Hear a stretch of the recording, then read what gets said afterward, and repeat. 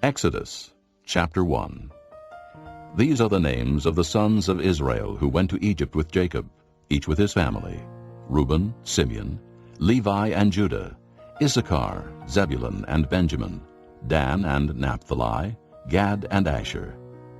The descendants of Jacob numbered 70 in all.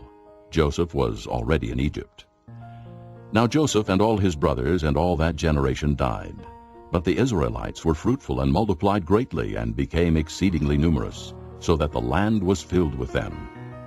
Then a new king, who did not know about Joseph, came to power in Egypt. "Look, He said to his people, the Israelites have become much too numerous for us. Come, we must deal shrewdly with them, or they will become even more numerous, and if war breaks out, we'll join our enemies, fight against us, and leave the country." So they put slave masters over them to oppress them with forced labor, and they built Pithom and Ramesses as store cities for Pharaoh. But the more they were oppressed, the more they multiplied and spread. So the Egyptians came to dread the Israelites and worked them ruthlessly.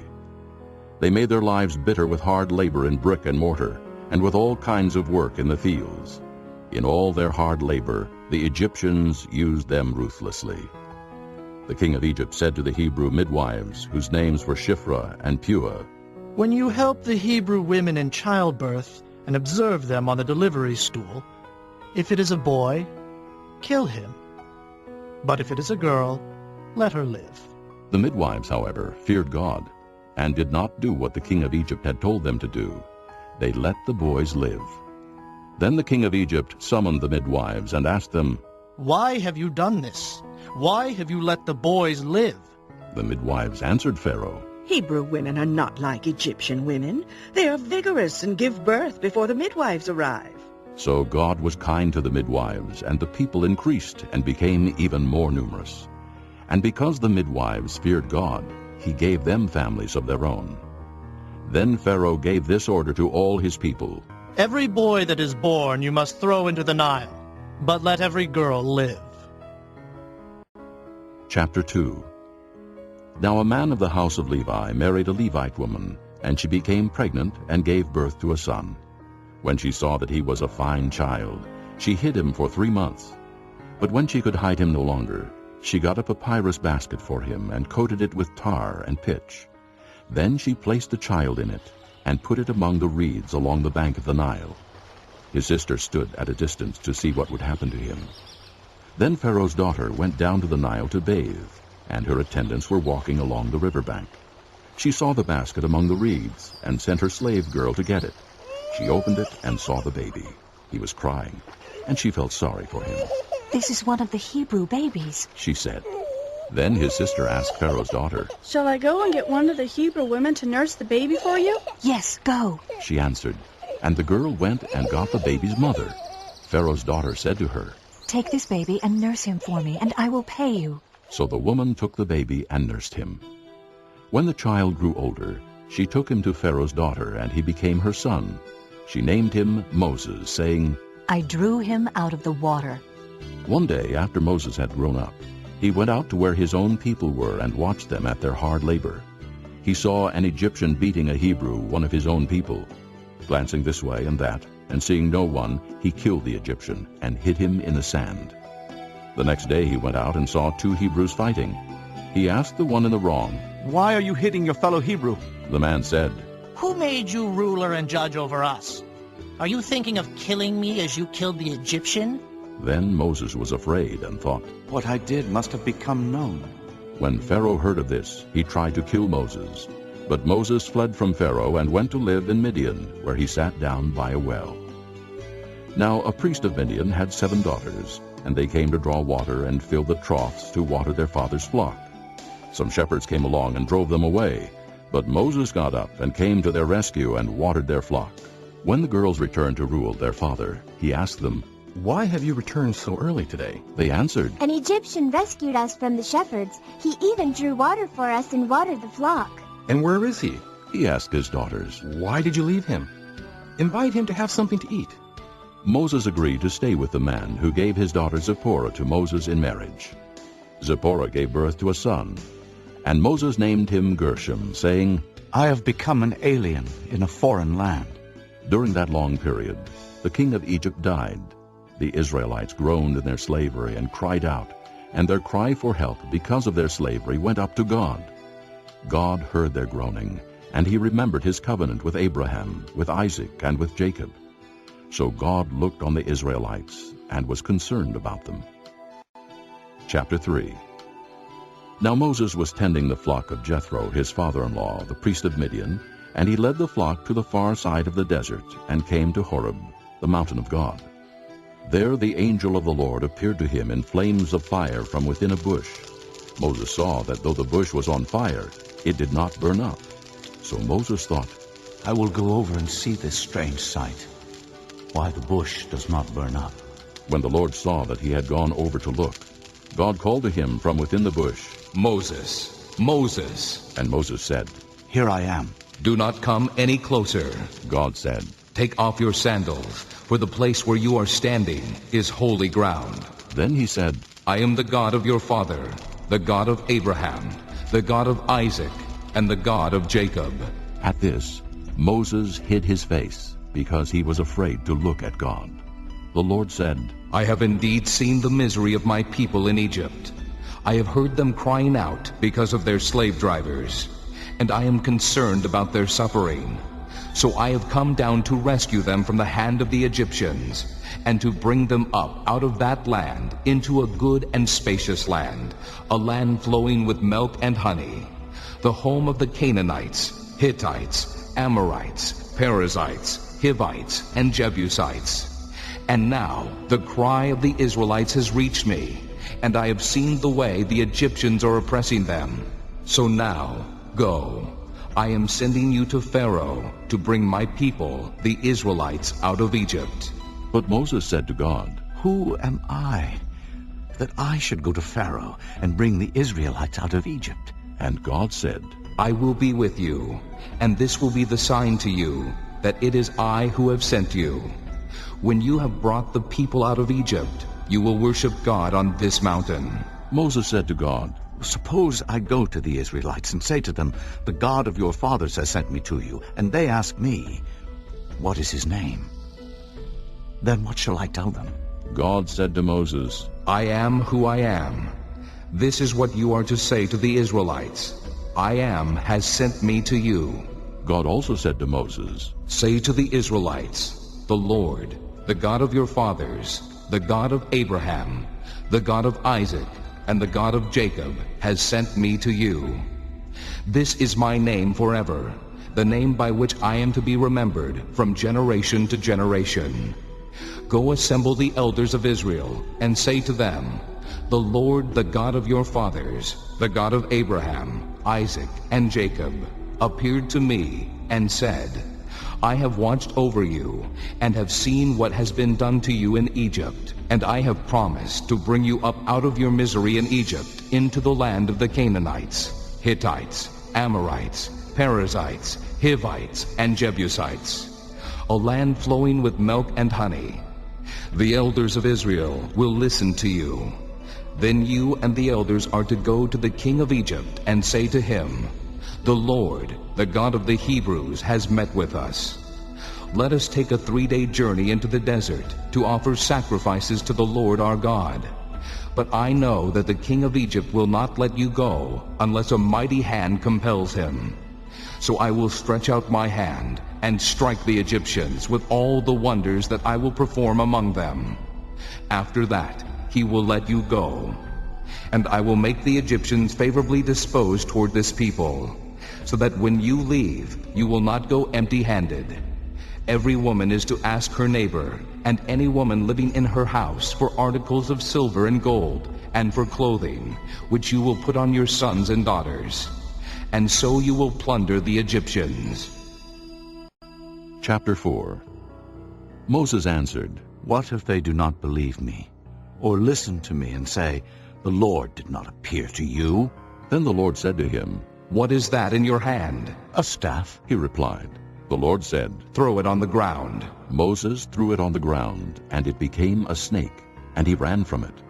Then the Lord said to him, Reach out your hand and take it by the tail. So Moses reached out and took hold of the snake, and it turned back into a staff in his hand. This, Said the Lord, is so that they may believe that the Lord, the God of their fathers, the God of Abraham, the God of Isaac, and the God of Jacob has appeared to you. Then the Lord said, Put your hand inside your cloak. So Moses put his hand into his cloak, and when he took it out, it was leprous, like snow. Now put it back into your cloak. He said. So Moses put his hand back into his cloak, and when he took it out, it was restored like the rest of his flesh. Then the Lord said, If they do not believe you or pay attention to the first miraculous sign, they may believe the second. But if they do not believe these two signs or listen to you, take some water from the Nile and pour it on the dry ground. The water you take from the river will become blood on the ground. Moses said to the Lord, O Lord, I have never been eloquent, neither in the past nor since you have spoken to your servant. I am slow of speech and tongue. The Lord said to him, Who gave man his mouth? Who makes him deaf or mute? Who gives him sight or makes him blind? Is it not I, the Lord? Now go, I will help you speak and will teach you what to say. But Moses said, O Lord, please send someone else to do it. Then the Lord's anger burned against Moses, and he said, What about your brother, Aaron the Levite? I know he can speak well. He is already on his way to meet you, and his heart will be glad when he sees you. You shall speak to him and put words in his mouth. I will help both of you speak and will teach you what to do. He will speak to the people for you, and it will be as if he were your mouth, and as if you were God to him. But take this staff in your hand, so you can perform miraculous signs with it. Then Moses went back to Jethro, his father-in-law, and said to him, Let me go back to my own people in Egypt, to see if any of them are still alive. Jethro said, Go, and I wish you well. Now the Lord had said to Moses in Midian, Go back to Egypt, for all the men who wanted to kill you are dead. So Moses took his wife and sons, put them on a donkey, and started back to Egypt. And he took the staff of God in his hand. The Lord said to Moses, When you return to Egypt, see that you perform before Pharaoh all the wonders I have given you the power to do. But I will harden his heart, so that he will not let the people go. Then say to Pharaoh, This is what the Lord says, Israel is my firstborn son, and I told you, Let my son go, so he may worship me. But you refuse to let him go, so I will kill your firstborn son. At a lodging place on the way, the Lord met Moses and was about to kill him. But Zipporah took a flint knife, cut off her son's foreskin, and touched Moses' feet with it. Surely you are a bridegroom of blood to me. She said. So the Lord let him alone. At that time she said, bridegroom of blood, referring to circumcision. The Lord said to Aaron, Go into the desert to meet Moses. So he met Moses at the mountain of God and kissed him. Then Moses told Aaron everything the Lord had sent him to say, and also about all the miraculous signs he had commanded him to perform. Moses and Aaron brought together all the elders of the Israelites, and Aaron told them everything the Lord had said to Moses. He also performed the signs before the people, and they believed. And when they heard that the Lord was concerned about them and had seen their misery, they bowed down and worshipped. Chapter 5. Afterward, Moses and Aaron went to Pharaoh and said, This is what the Lord, the God of Israel, says. Let my people go, so that they may hold a festival to me in the desert. Pharaoh said, Who is the Lord that I should obey him and let Israel go? I do not know the Lord, and I will not let Israel go. Then they said, The God of the Hebrews has met with us. Now let us take a 3-day journey into the desert to offer sacrifices to the Lord our God, or he may strike us with plagues or with the sword. But the king of Egypt said, Moses and Aaron, why are you taking the people away from their labor? Get back to your work. Then Pharaoh said, Look, the people of the land are now numerous, and you are stopping them from working. That same day, Pharaoh gave this order to the slave drivers and foremen in charge of the people. You are no longer to supply the people with straw for making bricks. Let them go and gather their own straw. But Require them to make the same number of bricks as before. Don't reduce the quota. They are lazy. That is why they are crying out, "Let us go and sacrifice to our God." Make the work harder for the men so that they keep working and pay no attention to lies. Then the slave drivers and the foreman went out and said to the people, "This is what Pharaoh says. I will not give you any more straw. Go and get your own straw wherever you can find it. But your work will not be reduced at all." So the people scattered all over Egypt to gather stubble to use for straw. The slave drivers kept pressing them, saying, "Complete the work required of you for each day, just as when you had straw." The Israelite foremen, appointed by Pharaoh's slave drivers, were beaten and were asked, "Why didn't you meet your quota of bricks yesterday or today as before?" Then the Israelite foreman went and appealed to Pharaoh. Why have you treated your servants this way? Your servants are given no straw, yet we are told make bricks. Your servants are being beaten, but the fault is with your own people. Pharaoh said, Lazy, that's what you are. Lazy. That is why you keep saying, "Let us go and sacrifice to the Lord." Now get to work. You will not be given any straw, yet you must produce your full quota of bricks. The Israelite foremen realized they were in trouble when they were told, You are not to reduce the number of bricks required of you for each day. When they left Pharaoh, they found Moses and Aaron waiting to meet them, and they said, May the Lord look upon you and judge you. You have made us a stench to Pharaoh and his officials and have put a sword in their hand to kill us. Moses returned to the Lord and said, O Lord, why have you brought trouble upon this people? Is this why you sent me? Ever since I went to Pharaoh to speak in your name, he has brought trouble upon this people, and you have not rescued your people at all. Chapter 6. Then the Lord said to Moses, Now you will see what I will do to Pharaoh. Because of my mighty hand, he will let them go. Because of my mighty hand, he will drive them out of his country. God also said to Moses, I am the Lord. I appeared to Abraham, to Isaac, and to Jacob as God Almighty. But by my name the Lord I did not make myself known to them. I also established my covenant with them, to give them the land of Canaan, where they lived as aliens. Moreover, I have heard the groaning of the Israelites, whom the Egyptians are enslaving, and I have remembered my covenant. Therefore, say to the Israelites, I am the Lord, and I will bring you out from under the yoke of the Egyptians. I will free you from being slaves to them, and I will redeem you with an outstretched arm and with mighty acts of judgment. I will take you as my own people, and I will be your God. Then you will know that I am the Lord your God, who brought you out from under the yoke of the Egyptians. And I will bring you to the land I swore with uplifted hand to give to Abraham, to Isaac, and to Jacob. I will give it to you as a possession. I am the Lord.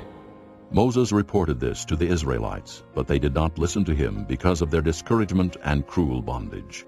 Then the Lord said to Moses, Go, tell Pharaoh, king of Egypt, to let the Israelites go out of his country. But Moses said to the Lord, If the Israelites will not listen to me, why would Pharaoh listen to me, since I speak with faltering lips? Now the Lord spoke to Moses and Aaron about the Israelites and Pharaoh king of Egypt, and he commanded them to bring the Israelites out of Egypt. These were the heads of their families. The sons of Reuben, the firstborn son of Israel, were Hanok and Pallu, Hezron and Carmi. These were the clans of Reuben. The sons of Simeon were Jemuel, Jamin, Ohad, Jachin, Zohar, and Shaul, the son of a Canaanite woman. These were the clans of Simeon. These were the names of the sons of Levi according to their records: Gershon, Kohath, and Merari. Levi lived 137 years. The sons of Gershon by clans were Libni and Shimei. The sons of Kohath were Amram, Izhar, Hebron, and Uzziel. Kohath lived 133 years. The sons of Merari were Mahli and Mushi. These were the clans of Levi, according to their records. Amram married his father's sister Jochebed, who bore him Aaron and Moses.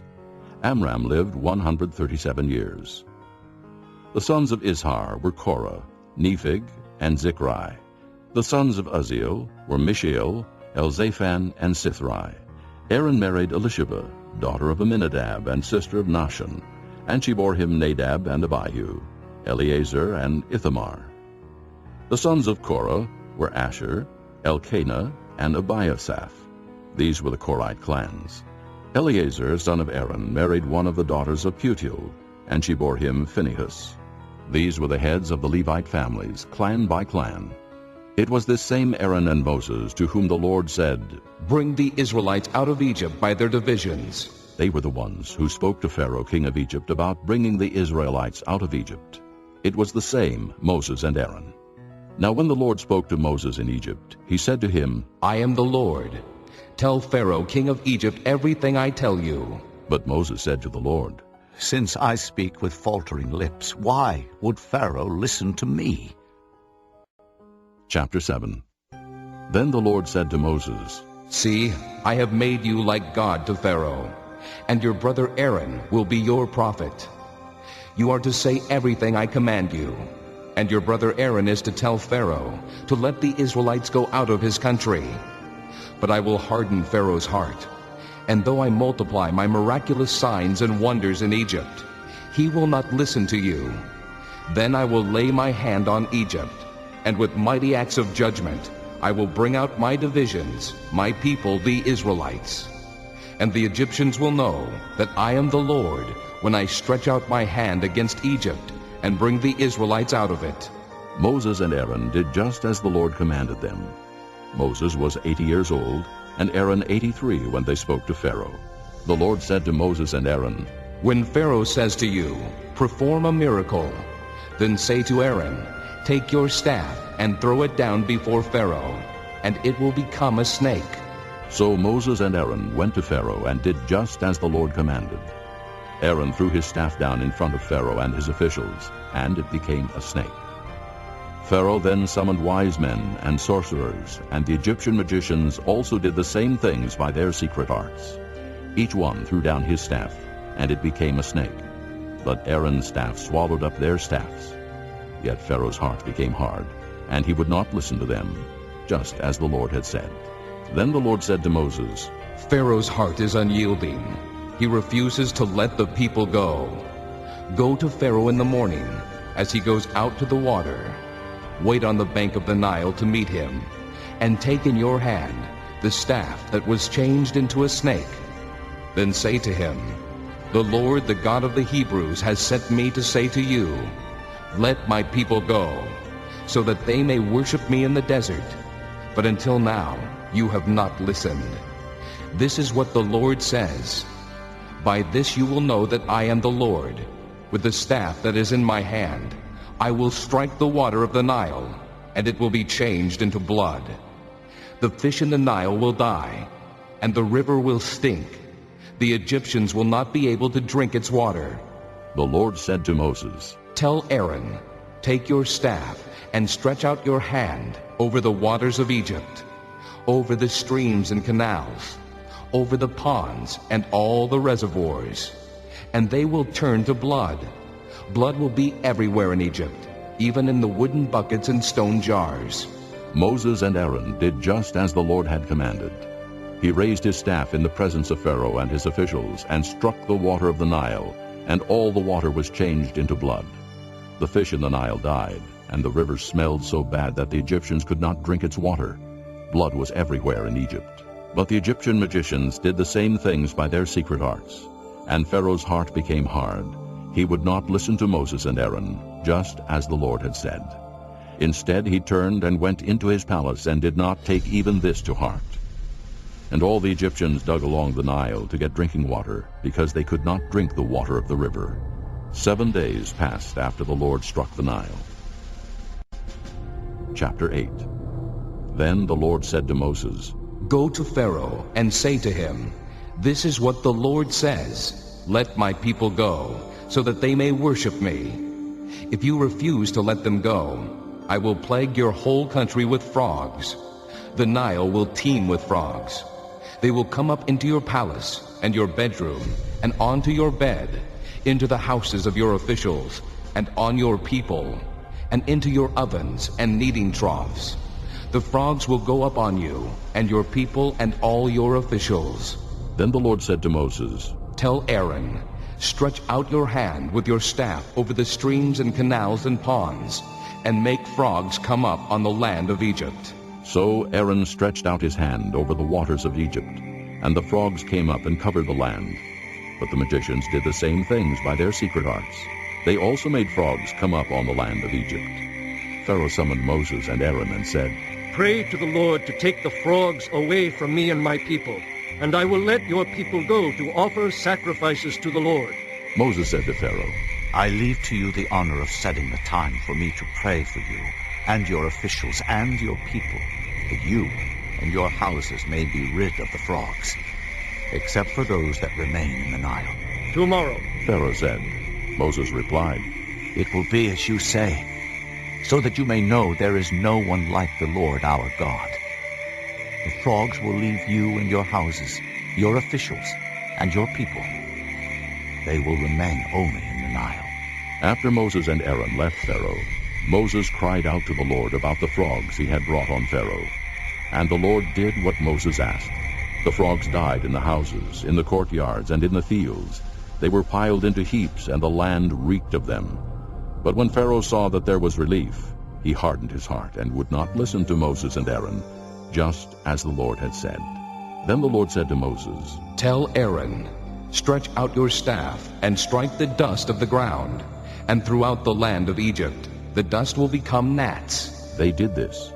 And when Aaron stretched out his hand with the staff and struck the dust of the ground, gnats came upon men and animals.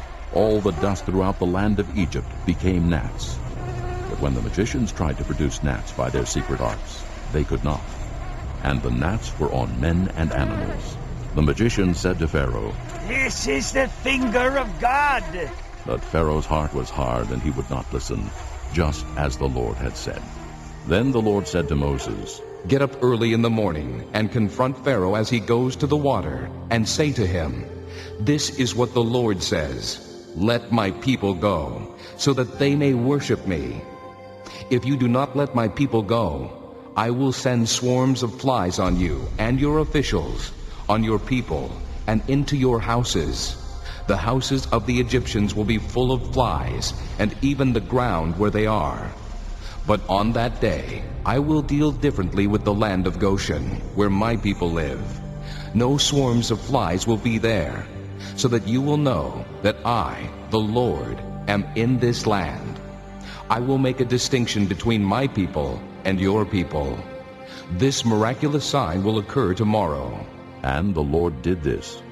Dense swarms of flies poured into Pharaoh's palace and into the houses of his officials, and throughout Egypt the land was ruined by the flies. Then Pharaoh summoned Moses and Aaron and said, Go, sacrifice to your God here in the land. But Moses said, That would not be right. The sacrifices we offer the Lord our God would be detestable to the Egyptians. And if we offer sacrifices that are detestable in their eyes, will they not stone us? We must take a 3-day journey into the desert to offer sacrifices to the Lord our God as he commands us. Pharaoh said, I will let you go to offer sacrifices to the Lord your God in the desert, but you must not go very far. Now pray for me. Moses answered, As soon as I leave you, I will pray to the Lord. And tomorrow the flies will leave Pharaoh and his officials and his people. Only be sure that Pharaoh does not act deceitfully again by not letting the people go to offer sacrifices to the Lord. Then Moses left Pharaoh and prayed to the Lord. And the Lord did what Moses asked.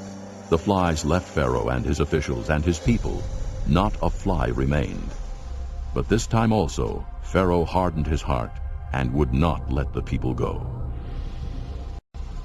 Chapter 9. Then the Lord said to Moses, Go to Pharaoh and say to him, This is what the Lord, the God of the Hebrews, says, Let my people go, so that they may worship me. If you refuse to let them go and continue to hold them back, the hand of the Lord will bring a terrible plague on your livestock in the field, on your horses and donkeys and camels, and on your cattle and sheep and goats. But the Lord will make a distinction between the livestock of Israel and that of Egypt, so that no animal belonging to the Israelites will die. The Lord set a time and said, Tomorrow the Lord will do this in the land. And the next day the Lord did it. All the livestock of the Egyptians died, but not one animal belonging to the Israelites died. Pharaoh sent men to investigate and found that not even one of the animals of the Israelites had died. Yet his heart was unyielding, and he would not let the people go. Then the Lord said to Moses and Aaron, Take handfuls of soot from a furnace, and have Moses toss it into the air in the presence of Pharaoh. It will become fine dust over the whole land of Egypt, and festering boils will break out on men and animals throughout the land. So they took soot from a furnace and stood before Pharaoh. Moses tossed it into the air, and festering boils broke out on men and animals. The magicians could not stand before Moses because of the boils that were on them and on all the Egyptians. But the Lord hardened Pharaoh's heart, and he would not listen to Moses and Aaron, just as the Lord had said to Moses. Then the Lord said to Moses, Get up early in the morning, confront Pharaoh, and say to him, This is what the Lord, the God of the Hebrews, says. Let my people go, so that they may worship me. Or this time I will send the full force of my plagues against you, and against your officials and your people, so you may know that there is no one like me in all the earth. For by now I could have stretched out my hand and struck you and your people with a plague that would have wiped you off the earth.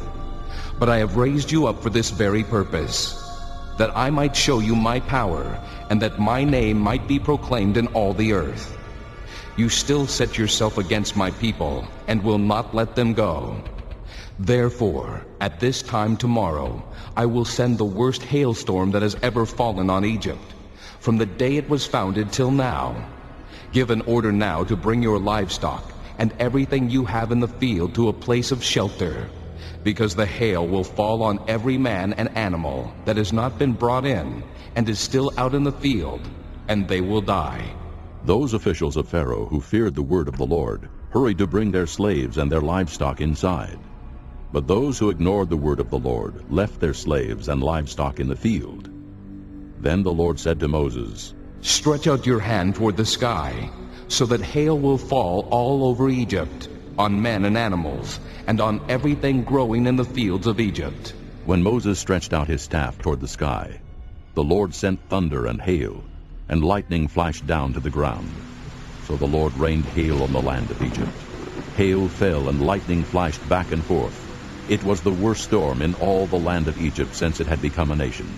Throughout Egypt, hail struck everything in the fields, both men and animals. It beat down everything growing in the fields and stripped every tree. The only place it did not hail was the land of Goshen, where the Israelites were. Then Pharaoh summoned Moses and Aaron. This time I have sinned, he said to them. The Lord is in the right, and I and my people are in the wrong. Pray to the Lord, for we have had enough thunder and hail. I will let you go. You don't have to stay any longer. Moses replied, When I have gone out of the city, I will spread out my hands in prayer to the Lord. The thunder will stop, and there will be no more hail. So you may know that the earth is the Lord's. But I know that you and your officials still do not fear the Lord God.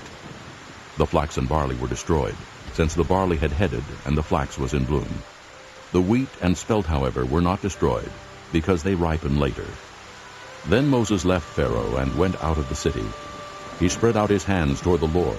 The thunder and hail stopped, and the rain no longer poured down on the land. When Pharaoh saw that the rain and hail and thunder had stopped, he sinned again. He and his officials hardened their hearts. So Pharaoh's heart was hard, and he would not let the Israelites go, just as the Lord had said through Moses. Chapter 10. Then the Lord said to Moses, Go to Pharaoh, for I have hardened his heart and the hearts of his officials, so that I may perform these miraculous signs of mine among them, that you may tell your children and grandchildren how I dealt harshly with the Egyptians, and how I performed my signs among them, and that you may know that I am the Lord. So Moses and Aaron went to Pharaoh and said to him, This is what the Lord, the God of the Hebrews, says. How long will you refuse to humble yourself before me? Let my people go, so that they may worship me. If you refuse to let them go, I will bring locusts into your country tomorrow. They will cover the face of the ground, so that it cannot be seen.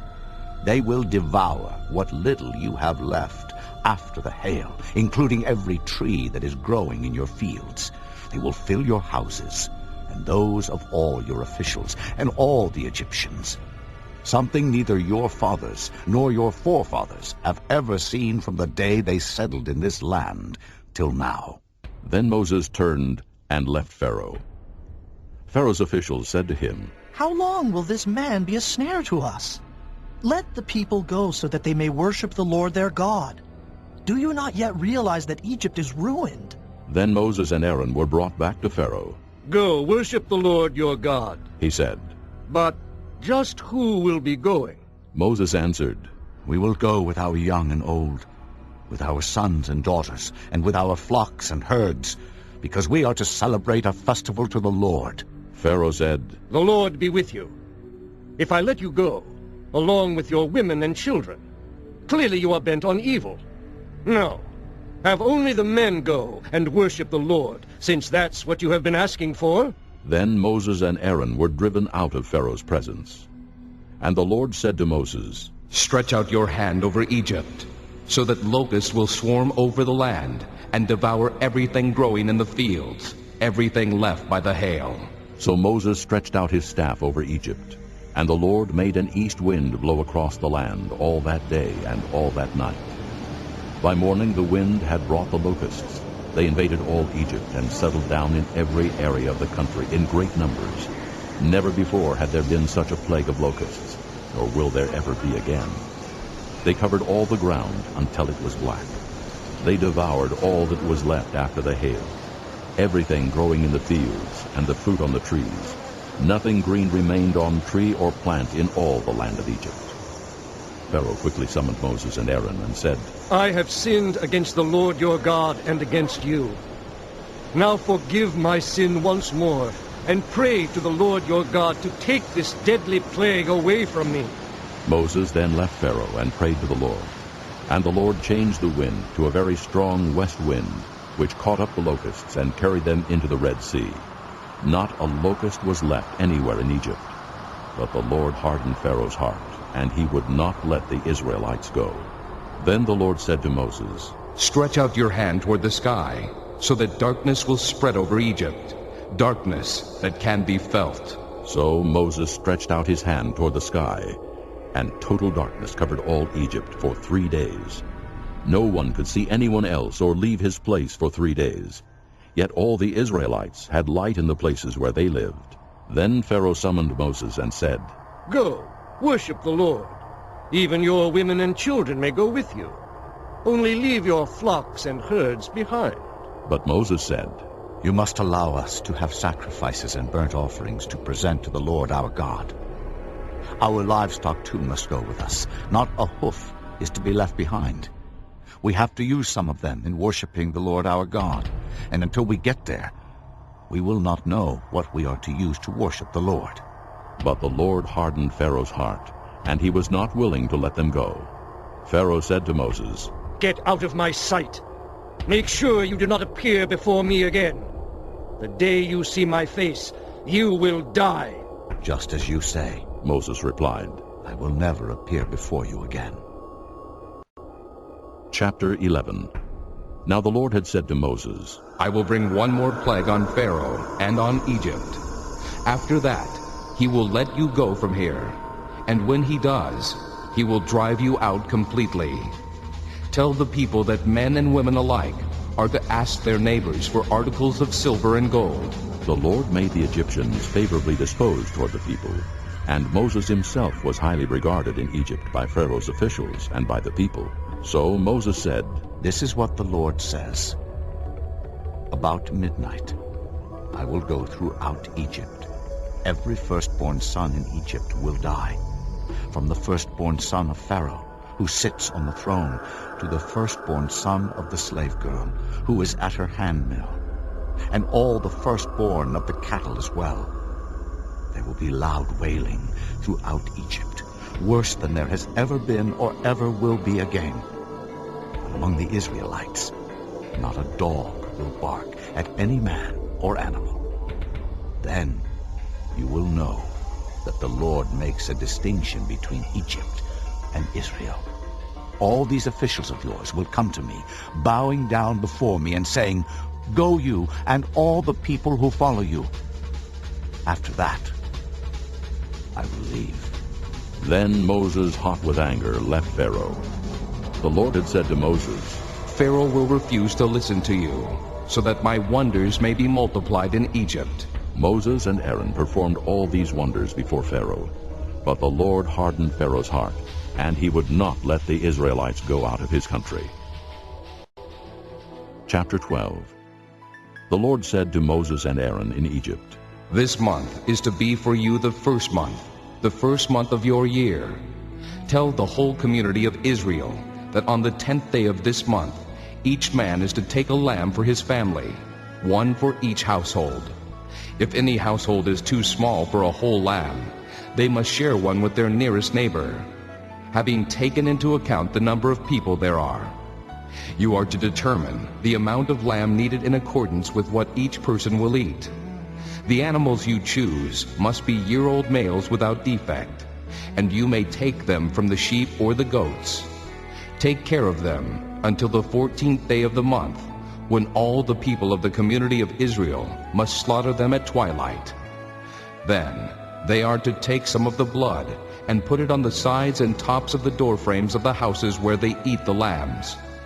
That same night they are to eat the meat roasted over the fire, along with bitter herbs and bread made without yeast.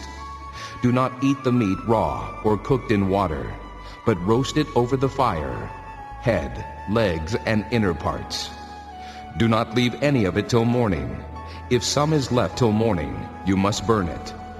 This is how you are to eat it, with your cloak tucked into your belt, your sandals on your feet, and your staff in your hand. Eat it in haste. It is the Lord's Passover. On that same night, I will pass through Egypt and strike down every firstborn, both men and animals. And I will bring judgment on all the gods of Egypt. I am the Lord. The blood will be a sign for you on the houses where you are, and when I see the blood, I will pass over you.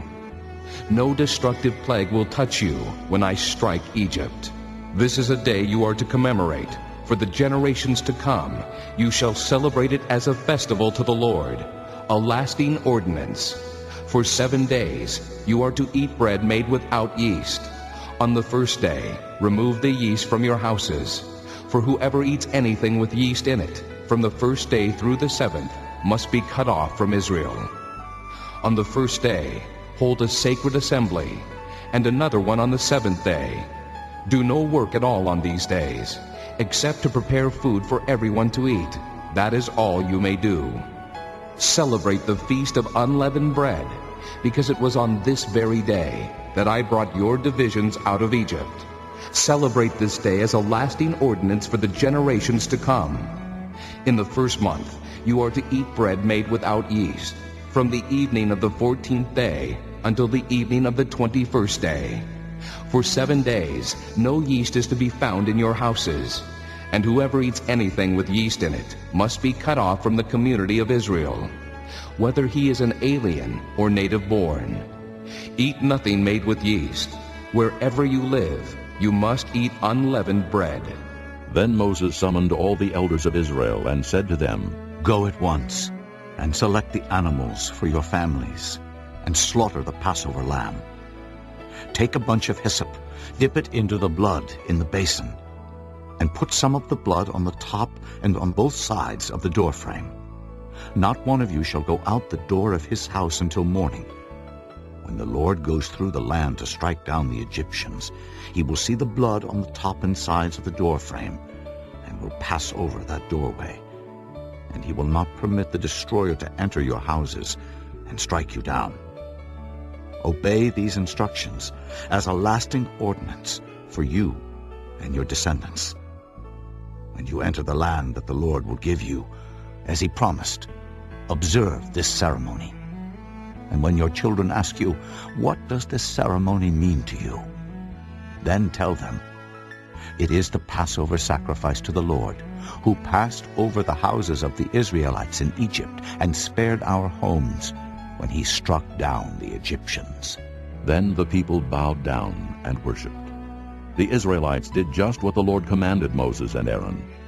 At midnight the Lord struck down all the firstborn in Egypt, from the firstborn of Pharaoh who sat on the throne, to the firstborn of the prisoner who was in the dungeon, and the firstborn of all the livestock as well. Pharaoh and all his officials and all the Egyptians got up during the night, and there was loud wailing in Egypt, for there was not a house without someone dead. During the night Pharaoh summoned Moses and Aaron and said, Up, leave my people, you and the Israelites. Go worship the Lord as you have requested. Take your flocks and herds as you have said, and go, and also bless me. The Egyptians urged the people to hurry and leave the country. For otherwise, they said, we will all die. So the people took their dough before the yeast was added, and carried it on their shoulders in kneading troughs wrapped in clothing. The Israelites did as Moses instructed, and asked the Egyptians for articles of silver and gold and for clothing. The Lord had made the Egyptians favorably disposed toward the people, and they gave them what they asked for. So they plundered the Egyptians. The Israelites journeyed from Ramesses to Succoth. There were about 600,000 men on foot, besides women and children. Many other people went up with them, as well as large droves of livestock, both flocks and herds. With the dough they had brought from Egypt, they baked cakes of unleavened bread. The dough was without yeast because they had been driven out of Egypt and did not have time to prepare food for themselves. Now the length of time the Israelite people lived in Egypt was 430 years. At the end of the 430 years, to the very day, all the Lord's divisions left Egypt. Because the Lord kept vigil that night to bring them out of Egypt, on this night all the Israelites are to keep vigil to honor the Lord for the generations to come. The Lord said to Moses and Aaron, These are the regulations for the Passover. No foreigner is to eat of it. Any slave you have bought may eat of it after you have circumcised him. But a temporary resident and a hired worker may not eat of it. It must be eaten inside one house. Take none of the meat outside the house. Do not break any of the bones. The whole community of Israel must celebrate it. An alien living among you who wants to celebrate the Lord's Passover must have all the males in his household circumcised. Then he may take part, like one born in the land.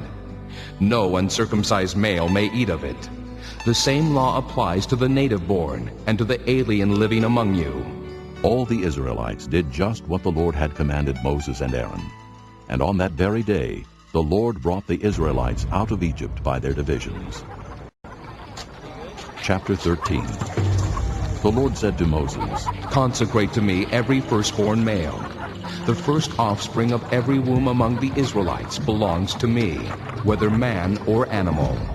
Then Moses said to the people, Commemorate this day, the day you came out of Egypt, out of the land of slavery, because the Lord brought you out of it with a mighty hand. Eat nothing containing yeast. Today, in the month of Abib, you are leaving. When the Lord brings you into the land of the Canaanites, Hittites, Amorites, Hivites, and Jebusites, the land he swore to your forefathers to give you, a land flowing with milk and honey. You are to observe the ceremony in this month. For 7 days eat bread made without yeast, and on the 7th day hold a festival to the Lord. Eat unleavened bread during those 7 days. Nothing with yeast in it is to be seen among you, nor shall any yeast be seen anywhere within your borders. On that day, tell your son, I do this because of what the Lord did for me when I came out of Egypt. This observance will be for you like a sign on your hand and a reminder on your forehead that the law of the Lord is to be on your lips. For the Lord brought you out of Egypt with his mighty hand. You must keep this ordinance at the appointed time year after year. After the Lord brings you into the land of the Canaanites and gives it to you, as he promised on oath to you and your forefathers, you are to give over to the Lord the first offspring of every womb. All the firstborn males of your livestock belong to the Lord. Redeem with a lamb every firstborn donkey. But if you do not redeem it, break its neck. Redeem every firstborn among your sons. In days to come, when your son asks you, "What does this mean?" say to him, "With a mighty hand the Lord brought us out of Egypt, out of the land of slavery. When Pharaoh stubbornly refused to let us go, the Lord killed every firstborn in Egypt, both man and animal. This is why I sacrifice to the Lord the first male offspring of every womb, and redeem each of my firstborn sons. And it will be like a sign on your hand, and a symbol on your forehead, that the Lord brought us out of Egypt with his mighty hand." When Pharaoh let the people go, God did not lead them on the road through the Philistine country, though that was shorter. For God said, "If they face war, they might change their minds and return to Egypt." So God led the people around by the desert road toward the Red Sea. The Israelites went up out of Egypt armed for battle. Moses took the bones of Joseph with him, because Joseph had made the sons of Israel swear an oath. He had said, "God will surely come to your aid, and then you must carry my bones up with you from this place." After leaving Succoth, they camped at Etham on the edge of the desert. By day the Lord went ahead of them in a pillar of cloud to guide them on their way, and by night in a pillar of fire to give them light, so that they could travel by day or night. Neither the pillar of cloud by day nor the pillar of fire by night left its place in front of the people. Chapter 14. Then the Lord said to Moses, "Tell the Israelites to turn back and encamp near Pi-hahiroth, between Migdol and the sea. They are to encamp by the sea, directly opposite Baal-zephon. Pharaoh will think the Israelites are wandering around the land in confusion, hemmed in by the desert. And I will harden Pharaoh's heart, and he will pursue them. But I will gain glory for myself through Pharaoh and all his army, and the Egyptians will know that I am the Lord." So the Israelites did this. When the king of Egypt was told that the people had fled, Pharaoh and his officials changed their minds about them and said, "What have we done? We have let the Israelites go and have lost their services." So he had his chariot made ready and took his army with him. He took 600 of the best chariots, along with all the other chariots of Egypt, with officers over all of them. The Lord hardened the heart of Pharaoh, king of Egypt, so that he pursued the Israelites who were marching out boldly. The Egyptians, all Pharaoh's horses and chariots, horsemen and troops, pursued the Israelites and overtook them as they camped by the sea near Pi-hahiroth, opposite Baal-zephon. As Pharaoh approached, the Israelites looked up, and there were the Egyptians marching after them. They were terrified and cried out to the Lord. They said to Moses, "Was it because there were no graves in Egypt that you brought us to the desert to die? What have you done to us by bringing us out of Egypt? Didn't we say to you in Egypt, 'Leave us alone, let us serve the Egyptians'? It would have been better for us to serve the Egyptians than to die in the desert."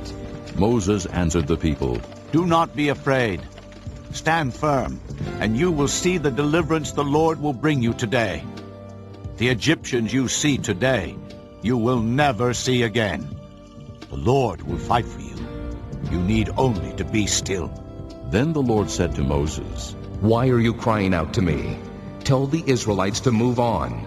Raise your staff and stretch out your hand over the sea to divide the water, so that the Israelites can go through the sea on dry ground. I will harden the hearts of the Egyptians, so that they will go in after them. And I will gain glory through Pharaoh and all his army, through his chariots and his horsemen.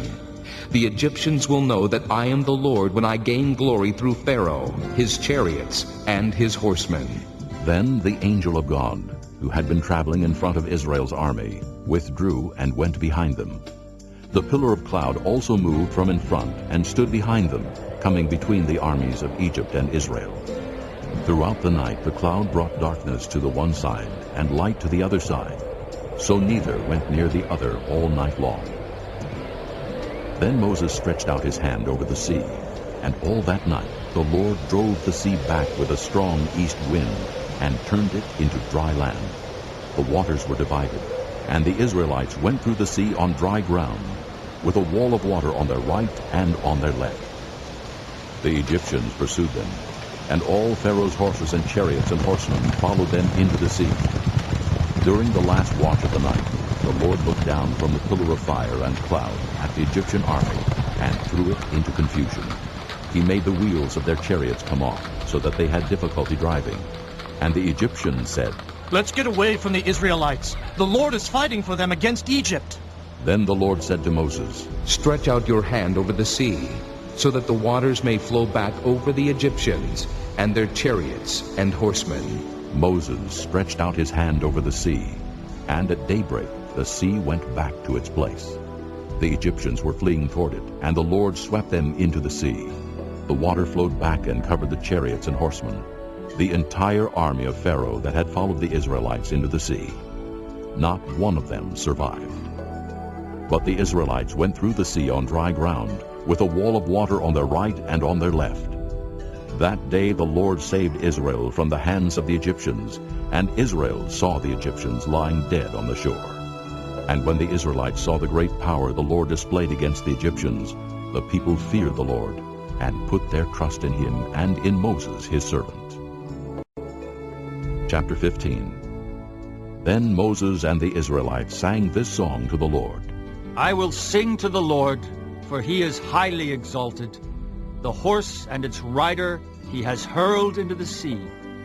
The Lord is my strength and my song. He has become my salvation. He is my God, and I will praise him, my father's God, and I will exalt him. The Lord is a warrior. The Lord is his name. Pharaoh's chariots and his army he has hurled into the sea. The best of Pharaoh's officers are drowned in the Red Sea. The deep waters have covered them. They sank to the depths like a stone. Your right hand, O Lord, was majestic in power.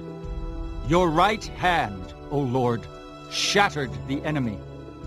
In the greatness of your majesty, you threw down those who opposed you. You unleashed your burning anger. It consumed them like stubble. By the blast of your nostrils, the waters piled up. The surging waters stood firm like a wall. The deep waters congealed in the heart of the sea.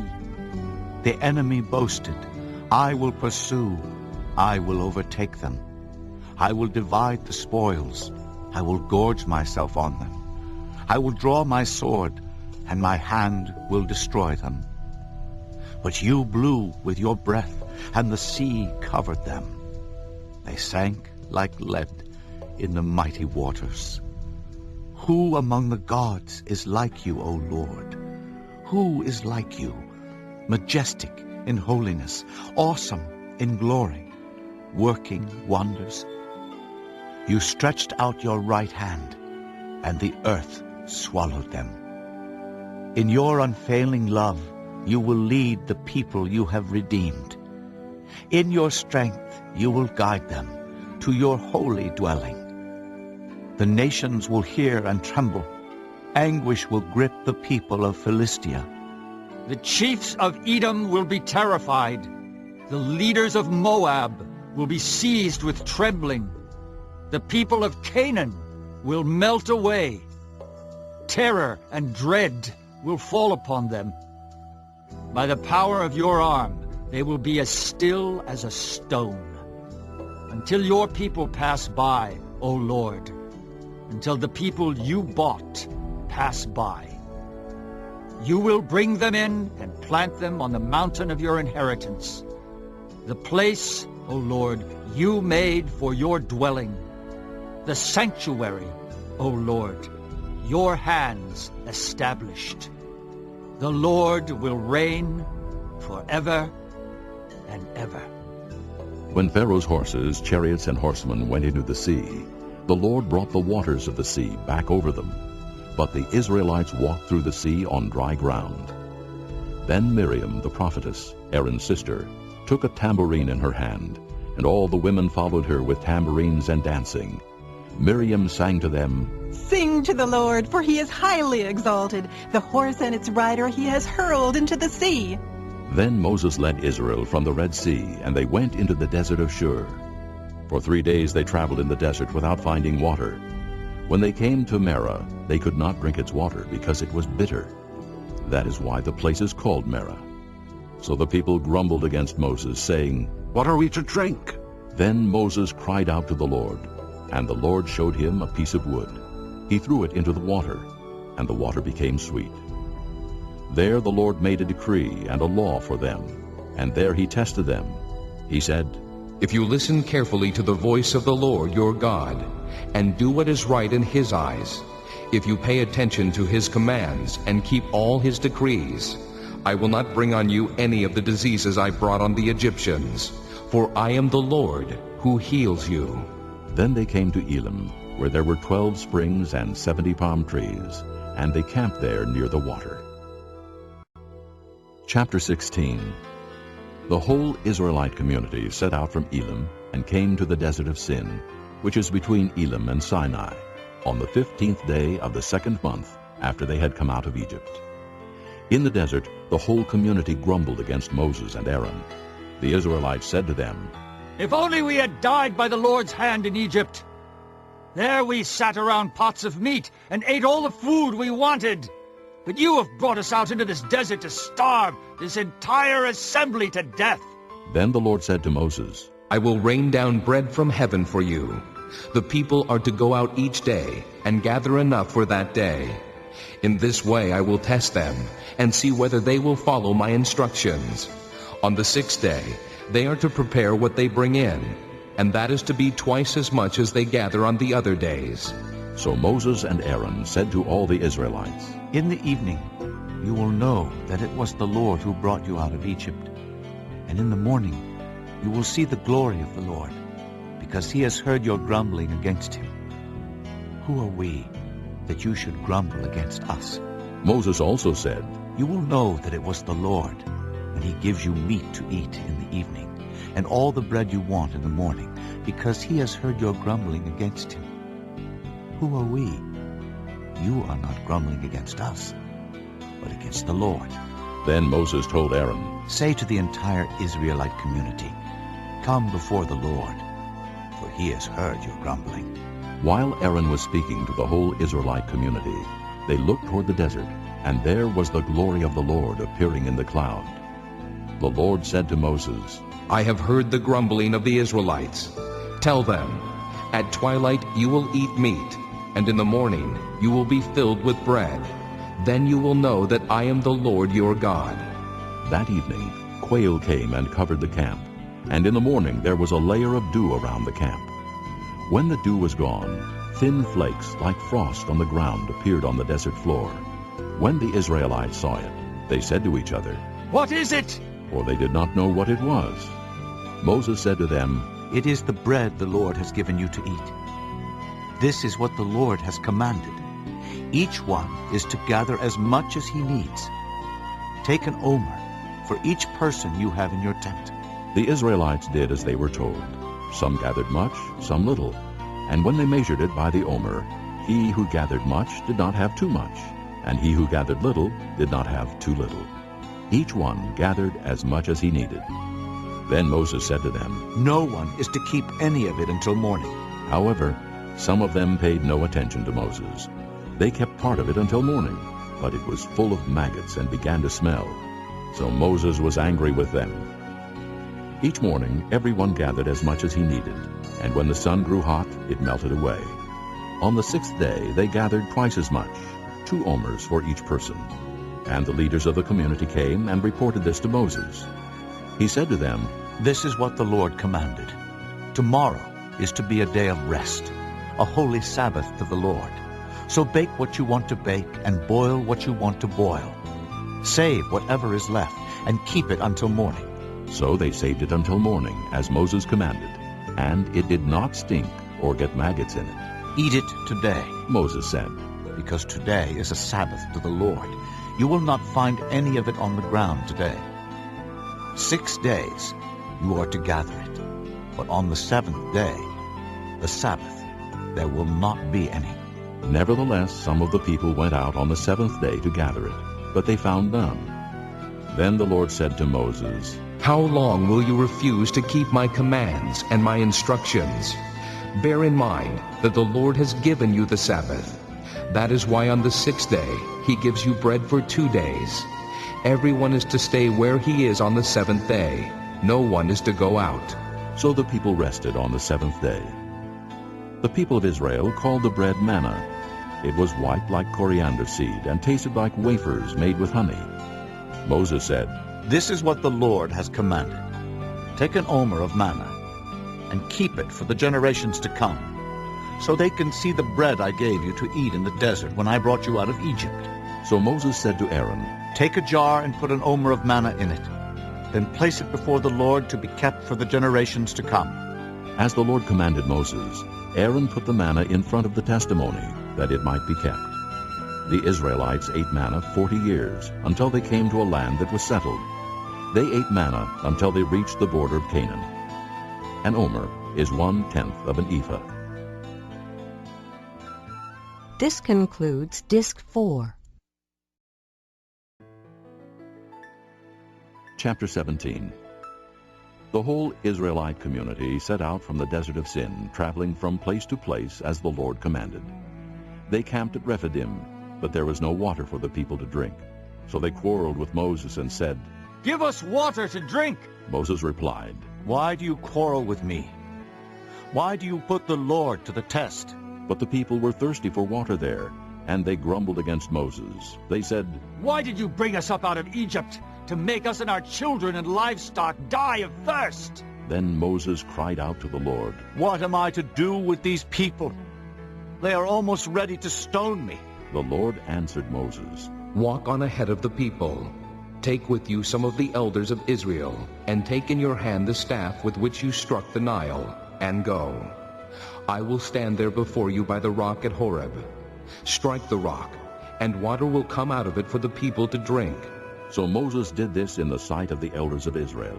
And he called the place Massah and Meribah, because the Israelites quarreled, and because they tested the Lord, saying, Is the Lord among us or not? The Amalekites came and attacked the Israelites at Rephidim. Moses said to Joshua, Choose some of our men, and go out to fight the Amalekites. Tomorrow I will stand on top of the hill with the staff of God in my hands. So Joshua fought the Amalekites as Moses had ordered. And Moses, Aaron, and Hur went to the top of the hill. As long as Moses held up his hands, the Israelites were winning. But whenever he lowered his hands, the Amalekites were winning. When Moses' hands grew tired, they took a stone and put it under him, and he sat on it. Aaron and Hur held his hands up, one on one side, one on the other, so that his hands remained steady till sunset. So Joshua overcame the Amalekite army with the sword. Then the Lord said to Moses, Write this on a scroll as something to be remembered, and make sure that Joshua hears it, because I will completely blot out the memory of Amalek from under heaven. Moses built an altar and called it, The Lord is my banner. He said, For hands were lifted up to the throne of the Lord.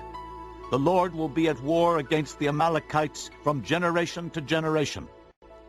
Chapter 18. Now Jethro, the priest of Midian and father-in-law of Moses, heard of everything God had done for Moses and for his people Israel, and how the Lord had brought Israel out of Egypt. After Moses had sent away his wife Zipporah, his father-in-law Jethro received her and her 2 sons. One son was named Gershom, for Moses said, I have become an alien in a foreign land. And the other was named Eliezer, for he said, My father's God was my helper. He saved me from the sword of Pharaoh. Jethro, Moses' father-in-law, together with Moses' sons and wife, came to him in the desert where he was camped near the mountain of God. Jethro had sent word to him, I, your father-in-law Jethro, am coming to you with your wife and her 2 sons. So Moses went out to meet his father-in-law, and bowed down and kissed him. They greeted each other and then went into the tent. Moses told his father-in-law about everything the Lord had done to Pharaoh and the Egyptians for Israel's sake, and about all the hardships they had met along the way, and how the Lord had saved them.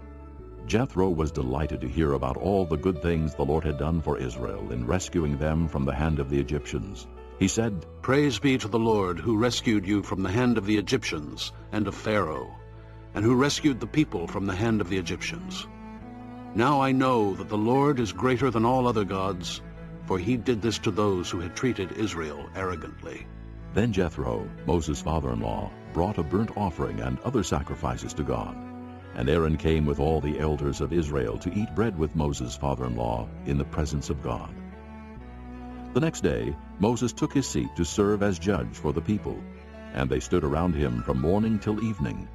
When his father-in-law saw all that Moses was doing for the people, he said, "What is this you are doing for the people? Why do you alone sit as judge, while all these people stand around you from morning till evening?" Moses answered him, "Because the people come to me to seek God's will. Whenever they have a dispute, it is brought to me, and I decide between the parties and inform them of God's decrees and laws." Moses' father-in-law replied, "What you are doing is not good. You and these people who come to you will only wear yourselves out. The work is too heavy for you. You cannot handle it alone. Listen now to me, and I will give you some advice, and may God be with you. You must be the people's representative before God and bring their disputes to him. Teach them the decrees and laws, and show them the way to live and the duties they are to perform. But select capable men from all the people, men who fear God, trustworthy men who hate dishonest gain, and appoint them as officials over thousands, hundreds, 50s, and 10s. Have them serve as judges for the people at all times, but have them bring every difficult case to you. The simple cases they can decide themselves. That will make your load lighter because they will share it with you. If you do this, and God so commands, you will be able to stand the strain, and all these people will go home satisfied." Moses listened to his father-in-law and did everything he said. He chose capable men from all Israel and made them leaders of the people, officials over thousands, hundreds, 50s, and 10s. They served as judges for the people at all times. The difficult cases they brought to Moses, but the simple ones they decided themselves. Then Moses sent his father-in-law on his way, and Jethro returned to his own country. Chapter 19. In the 3rd month after the Israelites left Egypt, on the very day, they came to the desert of Sinai.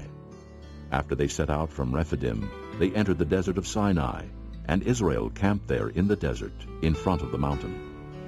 Then Moses went up to God, and the Lord called to him from the mountain and said, "This is what you are to say to the house of Jacob, and what you are to tell the people of Israel. You yourselves have seen what I did to Egypt, and how I carried you on eagle's wings, and brought you to myself. Now if you obey me fully, and keep my covenant, then out of all nations you will be my treasured possession. Although the whole earth is mine, you will be for me a kingdom of priests and a holy nation. These are the words you are to speak to the Israelites." So Moses went back and summoned the elders of the people and set before them all the words the Lord had commanded him to speak. The people all responded together, "We will do everything the Lord has said." So Moses brought their answer back to the Lord. The Lord said to Moses, "I am going to come to you in a dense cloud, so that the people will hear me speaking with you, and will always put their trust in you." Then Moses told the Lord what the people had said. And the Lord said to Moses, "Go to the people, and consecrate them today and tomorrow.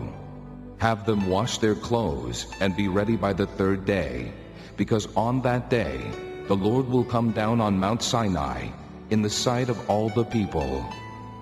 Put limits for the people around the mountain, and tell them, 'Be careful that you do not go up the mountain or touch the foot of it.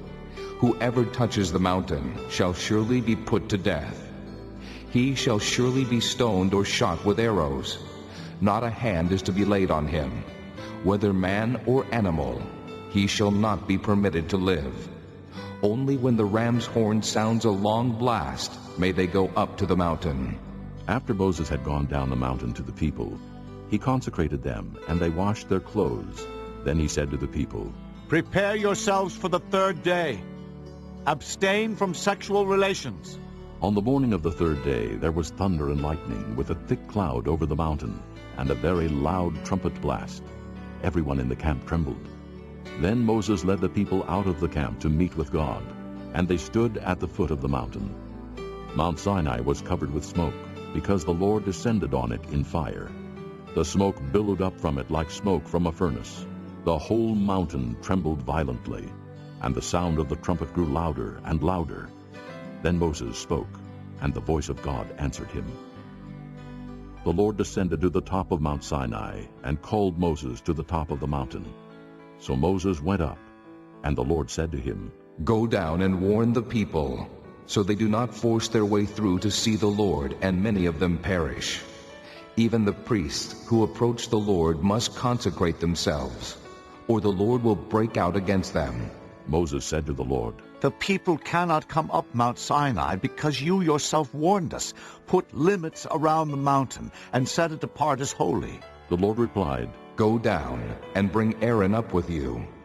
But the priests and the people must not force their way through to come up to the Lord, or he will break out against them. So Moses went down to the people and told them. Chapter 20. And God spoke all these words. I am the Lord your God, who brought you out of Egypt, out of the land of slavery. You shall have no other gods before me. You shall not make for yourself an idol in the form of anything in heaven above, or on the earth beneath, or in the waters below. You shall not bow down to them or worship them. For I, the Lord your God, am a jealous God, punishing the children for the sin of the fathers to the third and fourth generation of those who hate me, but showing love to 1,000 generations of those who love me and keep my commandments. You shall not misuse the name of the Lord your God, for the Lord will not hold anyone guiltless who misuses his name. Remember the Sabbath day by keeping it holy. 6 days you shall labor and do all your work, but the seventh day is a Sabbath to the Lord your God. On it you shall not do any work, neither you nor your son or daughter, nor your manservant or maidservant, nor your animals, nor the alien within your gates. For in 6 days the Lord made the heavens and the earth, the sea, and all that is in them, but he rested on the seventh day. Therefore the Lord blessed the Sabbath day and made it holy. Honor your father and your mother, so that you may live long in the land the Lord your God is giving you. You shall not murder. You shall not commit adultery. You shall not steal. You shall not give false testimony against your neighbor. You shall not covet your neighbor's house. You shall not covet your neighbor's wife, or his manservant or maidservant, his ox or donkey, or anything that belongs to your neighbor. When the people saw the thunder and lightning, and heard the trumpet, and saw the mountain in smoke, they trembled with fear. They stayed at a distance and said to Moses, Speak to us yourself, and we will listen. But do not have God speak to us, or we will die. Moses said to the people, Do not be afraid. God has come to test you, so that the fear of God will be with you, to keep you from sinning. The people remained at a distance, while Moses approached the thick darkness where God was. Then the Lord said to Moses, Tell the Israelites this, You have seen for yourselves that I have spoken to you from heaven. Do not make any gods to be alongside me. Do not make for yourselves gods of silver or gods of gold. Make an altar of earth for me, and sacrifice on it your burnt offerings and fellowship offerings, your sheep and goats, and your cattle. Wherever I cause my name to be honored, I will come to you and bless you. If you make an altar of stones for me, do not build it with dressed stones, for you will defile it if you use a tool on it. And do not go up to my altar on steps, lest your nakedness be exposed on it. Chapter 21. These are the laws you are to set before them. If you buy a Hebrew servant, he is to serve you for 6 years. But in the 7th year, he shall go free, without paying anything. If he comes alone, he is to go free alone. But if he has a wife when he comes, she is to go with him. If his master gives him a wife, and she bears him sons or daughters, the woman and her children shall belong to her master, and only the man shall go free. But if the servant declares, I love my master and my wife and children, and do not want to go free, then his master must take him before the judges. He shall take him to the door, or the doorpost, and pierce his ear with an awl. Then he will be his servant for life. If a man sells his daughter as a servant, she is not to go free as men servants do. If she does not please the master who has selected her for himself, he must let her be redeemed. He has no right to sell her to foreigners, because he has broken faith with her. If he selects her for his son, he must grant her the rights of a daughter. If he marries another woman, he must not deprive the first one of her food, clothing, and marital rights. If he does not provide her with these 3 things, she is to go free, without any payment of money. Anyone who strikes a man and kills him shall surely be put to death. However, if he does not do it intentionally, but God lets it happen, he is to flee to a place I will designate. But if a man schemes and kills another man deliberately, take him away from my altar and put him to death. Anyone who attacks his father or his mother must be put to death. Anyone who kidnaps another and either sells him or still has him when he is caught must be put to death. Anyone who curses his father or mother must be put to death. If men quarrel and one hits the other with a stone or with his fist, and he does not die but is confined to bed, the one who struck the blow will not be held responsible if the other gets up and walks around outside with his staff. However, he must pay the injured man for the loss of his time and see that he is completely healed. If a man beats his male or female slave with a rod, and the slave dies as a direct result, he must be punished. But he is not to be punished if the slave gets up after a day or 2, since the slave is his property. If men who are fighting hit a pregnant woman, and she gives birth prematurely, but there is no serious injury, the offender must be fined whatever the woman's husband demands and the court allows. But if there is serious injury, you are to take life for life, eye for eye, tooth for tooth, hand for hand, foot for foot, burn for burn, wound for wound, bruise for bruise. If a man hits a manservant or maidservant in the eye and destroys it, he must let the servant go free to compensate for the eye. And if he knocks out the tooth of a manservant or maidservant, he must let the servant go free to compensate for the tooth. If a bull gores a man or a woman to death, the bull must be stoned to death, and its meat must not be eaten. But the owner of the bull will not be held responsible. If, however, the bull has had the habit of goring, and the owner has been warned but has not kept it penned up, and it kills a man or woman, the bull must be stoned, and the owner also must be put to death. However, if payment is demanded of him, he may redeem his life by paying whatever is demanded. This law also applies if the bull gores a son or daughter. If the bull gores a male or female slave, the owner must pay 30 shekels of silver to the master of the slave, and the bull must be stoned. If a man uncovers a pit or digs one and fails to cover it, and an ox or a donkey falls into it, the owner of the pit must pay for the loss. He must pay its owner, and the dead animal will be his. If a man's bull injures the bull of another, and it dies, they are to sell the live one, and divide both the money and the dead animal equally. However, if it was known that the bull had the habit of goring, yet the owner did not keep it penned up, the owner must pay animal for animal, and the dead animal will be his. Chapter 22. If a man steals an ox or a sheep and slaughters it or sells it, he must pay back 5 head of cattle for the ox and 4 sheep for the sheep. If a thief is caught breaking in and is struck so that he dies, the defender is not guilty of bloodshed. But if it happens after sunrise, he is guilty of bloodshed. A thief must certainly make restitution, but if he has nothing, he must be sold to pay for his theft. If the stolen animal is found alive in his possession, whether ox or donkey or sheep, he must pay back double. If a man grazes his livestock in a field or vineyard and lets them stray, and they graze in another man's field, he must make restitution from the best of his own field or vineyard. If a fire breaks out and spreads into thorn bushes, so that it burns shocks of grain or standing grain or the whole field, the one who started the fire must make restitution. If a man gives his neighbor silver or goods for safekeeping, and they are stolen from the neighbor's house, the thief, if he is caught, must pay back double. But if the thief is not found, the owner of the house must appear before the judges to determine whether he has laid his hands on the other man's property.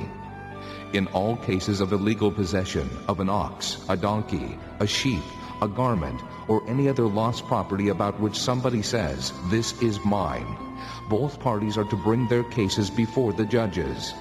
The one whom the judges declare guilty must pay back double to his neighbor. If a man gives a donkey, an ox, a sheep, or any other animal to his neighbor for safekeeping, and it dies, or is injured, or is taken away while no one is looking, the issue between them will be settled by the taking of an oath before the Lord that the neighbor did not lay hands on the other person's property. The owner is to accept this, and no restitution is required. But if the animal was stolen from the neighbor, he must make restitution to the owner. If it was torn to pieces by a wild animal, he shall bring in the remains as evidence, and he will not be required to pay for the torn animal. If a man borrows an animal from his neighbor, and it is injured or dies while the owner is not present, he must make restitution. But if the owner is with the animal, the borrower will not have to pay. If the animal was hired, the money paid for the hire covers the loss. If a man seduces a virgin who is not pledged to be married and sleeps with her, he must pay the bride price, and she shall be his wife. If her father absolutely refuses to give her to him, he must still pay the bride price for virgins. Do not allow a sorceress to live. Anyone who has sexual relations with an animal must be put to death. Whoever sacrifices to any god other than the Lord must be destroyed. Do not mistreat an alien or oppress him, for you were aliens in Egypt. Do not take advantage of a widow or an orphan. If you do, and they cry out to me, I will certainly hear their cry. My anger will be aroused, and I will kill you with the sword. Your wives will become widows, and your children fatherless. If you lend money to one of my people among you who is needy, do not be like a moneylender. Charge him no interest. If you take your neighbor's cloak as a pledge, return it to him by sunset, because his cloak is the only covering he has for his body. What else will he sleep in? When he cries out to me, I will hear, for I am compassionate. Do not blaspheme God or curse the ruler of your people. Do not hold back offerings from your granaries or your vats. You must give me the firstborn of your sons. Do the same with your cattle and your sheep. Let them stay with their mothers for 7 days, but give them to me on the 8th day. You are to be my holy people. So do not eat the meat of an animal torn by wild beasts. Throw it to the dogs. Chapter 23. Do not spread false reports. Do not help a wicked man by being a malicious witness. Do not follow the crowd in doing wrong. When you give testimony in a lawsuit, do not pervert justice by siding with the crowd, and do not show favoritism to a poor man in his lawsuit. If you come across your enemy's ox or donkey wandering off, be sure to take it back to him. If you see the donkey of someone who hates you fallen down under its load, do not leave it there. be sure you help him with it. Do not deny justice to your poor people in their lawsuits. Have nothing to do with a false charge, and do not put an innocent or honest person to death, for I will not acquit the guilty. Do not accept a bribe, for a bribe blinds those who see and twists the words of the righteous. Do not oppress an alien. You yourselves know how it feels to be aliens, because you were aliens in Egypt. For 6 years you are to sow your fields and harvest the crops. But during the 7th year, let the land lie unplowed and unused. Then the poor among your people may get food from it, and the wild animals may eat what they leave. Do the same with your vineyard and your olive grove. 6 days do your work, but on the 7th day do not work, so that your ox and your donkey may rest, and the slave born in your household, and the alien as well, may be refreshed. Be careful to do everything I have said to you. Do not invoke the names of other gods. Do not let them be heard on your lips. 3 times a year you are to celebrate a festival to me. Celebrate the feast of unleavened bread. For 7 days eat bread made without yeast, as I commanded you. Do this at the appointed time, in the month of Abib, for in that month you came out of Egypt. No one is to appear before me empty-handed. Celebrate the feast of harvest with the first fruits of the crops you sow in your field. Celebrate the feast of ingathering at the end of the year, when you gather in your crops from the field. 3 times a year all the men are to appear before the sovereign Lord. Do not offer the blood of a sacrifice to me along with anything containing yeast. The fat of my festival offerings must not be kept until morning. Bring the best of the first fruits of your soil to the house of the Lord your God. Do not cook a young goat in its mother's milk. See, I am sending an angel ahead of you to guard you along the way and to bring you to the place I have prepared. Pay attention to him and listen to what he says. Do not rebel against him. He will not forgive your rebellion, since my name is in him. If you listen carefully to what he says and do all that I say, I will be an enemy to your enemies and will oppose those who oppose you. My angel will go ahead of you and bring you into the land of the Amorites, Hittites, Perizzites, Canaanites, Hivites, and Jebusites, and I will wipe them out. Do not bow down before their gods, or worship them, or follow their practices. You must demolish them and break their sacred stones to pieces. Worship the Lord your God, and his blessing will be on your food and water. I will take away sickness from among you, and none will miscarry or be barren in your land. I will give you a full lifespan. I will send my terror ahead of you, and throw into confusion every nation you encounter. I will make all your enemies turn their backs and run. I will send the hornet ahead of you to drive the Hivites, Canaanites, and Hittites out of your way. But I will not drive them out in a single year, because the land would become desolate, and the wild animals too numerous for you. Little by little I will drive them out before you, until you have increased enough to take possession of the land. I will establish your borders from the Red Sea to the Sea of the Philistines, and from the desert to the river. I will hand over to you the people who live in the land, and you will drive them out before you. Do not make a covenant with them or with their gods. Do not let them live in your land, or they will cause you to sin against me, because the worship of their gods will certainly be a snare to you. Chapter 24. Then he said to Moses, Come up to the Lord, you and Aaron, Nadab, and Abihu, and 70 of the elders of Israel. You are to worship at a distance, but Moses alone is to approach the Lord.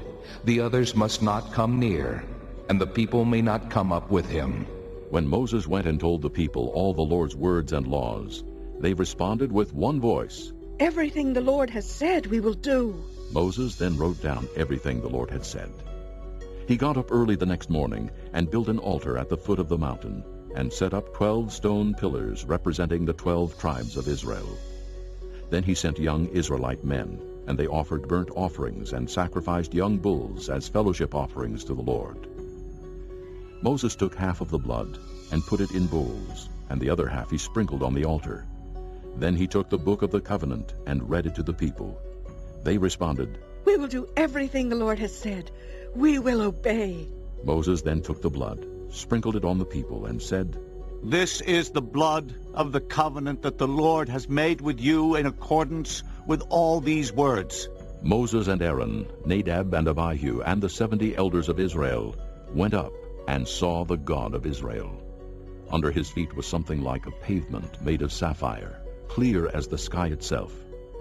But God did not raise his hand against these leaders of the Israelites. They saw God, and they ate and drank. The Lord said to Moses, "Come up to me on the mountain, and stay here, and I will give you the tablets of stone, with the law and commands I have written for their instruction." Then Moses set out with Joshua his aide, and Moses went up on the mountain of God. He said to the elders, "Wait here for us until we come back to you. Aaron and Hur are with you, and anyone involved in a dispute can go to them." When Moses went up on the mountain, the cloud covered it, and the glory of the Lord settled on Mount Sinai. For 6 days the cloud covered the mountain, and on the 7th day the Lord called to Moses from within the cloud. To the Israelites the glory of the Lord looked like a consuming fire on top of the mountain. Then Moses entered the cloud as he went on up the mountain, and he stayed on the mountain 40 days and 40 nights. Chapter 25. The Lord said to Moses, "Tell the Israelites to bring me an offering. You are to receive the offering for me, from each man whose heart prompts him to give. These are the offerings you are to receive from them: gold, silver, and bronze, blue, purple, and scarlet yarn, and fine linen, goat hair, ram skins dyed red, and hides of sea cows, acacia wood, olive oil for the light, spices for the anointing oil and for the fragrant incense, and onyx stones, and other gems to be mounted on the ephod and breastpiece. Then have them make a sanctuary for me, and I will dwell among them. Make this tabernacle and all its furnishings exactly like the pattern I will show you. Have them make a chest of acacia wood, 2.5 cubits long, 1.5 cubits wide, and 1.5 cubits high. Overlay it with pure gold, both inside and out, and make a gold molding around it. Cast 4 gold rings for it, and fasten them to its 4 feet, with 2 rings on one side and 2 rings on the other. Then make poles of acacia wood, and overlay them with gold. Insert the poles into the rings on the sides of the chest to carry it. The poles are to remain in the rings of this ark. They are not to be removed. Then put in the ark the testimony which I will give you. Make an atonement cover of pure gold, 2.5 cubits long, and 1.5 cubits wide, and make 2 cherubim out of hammered gold at the ends of the cover. Make 1 cherub on one end, and the 2nd cherub on the other. Make the cherubim of one piece with the cover at the 2 ends. The cherubim are to have their wings spread upward, overshadowing the cover with them. The cherubim are to face each other, looking toward the cover. Place the cover on top of the ark, and put in the ark the testimony which I will give you. There, above the cover between the 2 cherubim that are over the ark of the testimony, I will meet with you, and give you all my commands for the Israelites. Make a table of acacia wood, 2 cubits long, 1 cubit wide, and 1.5 cubits high. Overlay it with pure gold, and make a gold molding around it. Also make around it a rim, a handbreadth wide, and put a gold molding on the rim.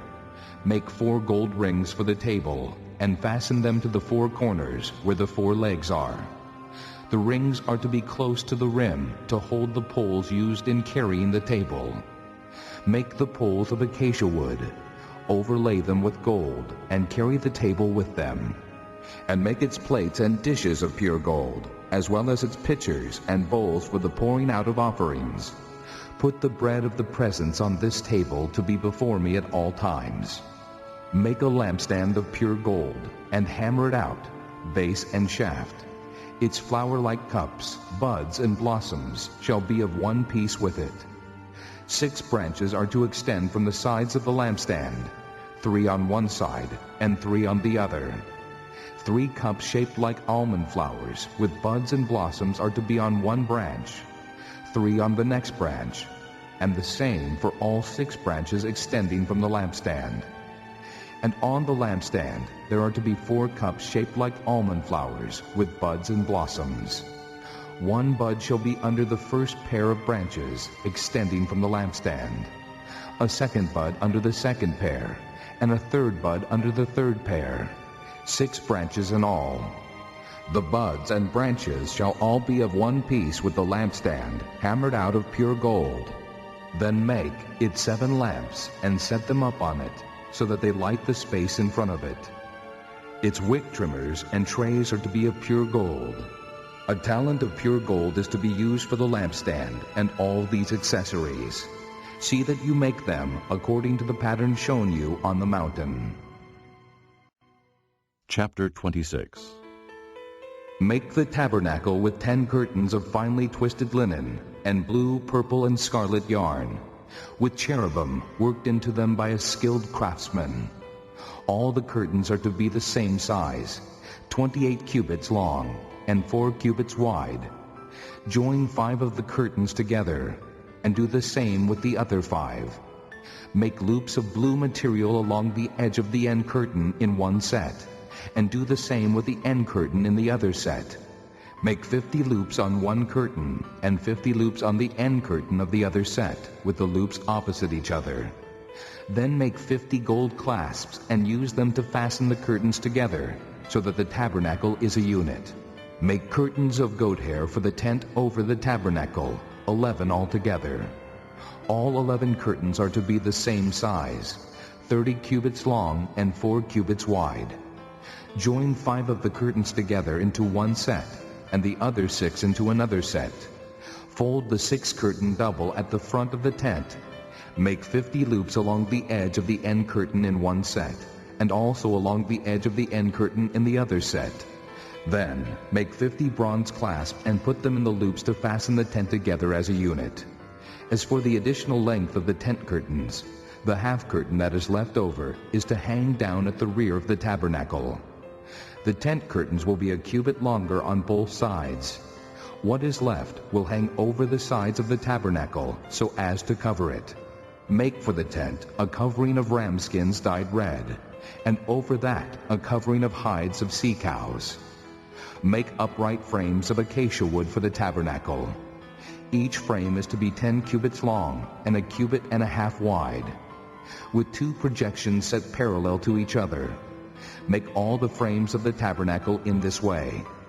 Make 20 frames for the south side of the tabernacle, and make 40 silver bases to go under them, 2 bases for each frame, 1 under each projection. For the other side, the north side of the tabernacle, make 20 frames, and 40 silver bases, 2 under each frame. Make 6 frames for the far end, that is the west end of the tabernacle, and make 2 frames for the corners at the far end. At these 2 corners they must be double from the bottom all the way to the top, and fitted into a single ring. Both shall be like that. So there will be 8 frames and 16 silver bases, 2 under each frame. Also make crossbars of acacia wood, 5 for the frames on one side of the tabernacle, 5 for those on the other side, and 5 for the frames on the west at the far end of the tabernacle. The center crossbar is to extend from end to end at the middle of the frames. Overlay the frames with gold, and make gold rings to hold the crossbars. Also overlay the crossbars with gold. Set up the tabernacle according to the plan shown you on the mountain. Make a curtain of blue, purple, and scarlet yarn, and finely twisted linen, with cherubim worked into it by a skilled craftsman. Hang it with gold hooks on 4 posts of acacia wood overlaid with gold, and standing on 4 silver bases. Hang the curtain from the clasps, and place the Ark of the Testimony behind the curtain. The curtain will separate the holy place from the most holy place. put the atonement cover on the ark of the testimony in the most holy place.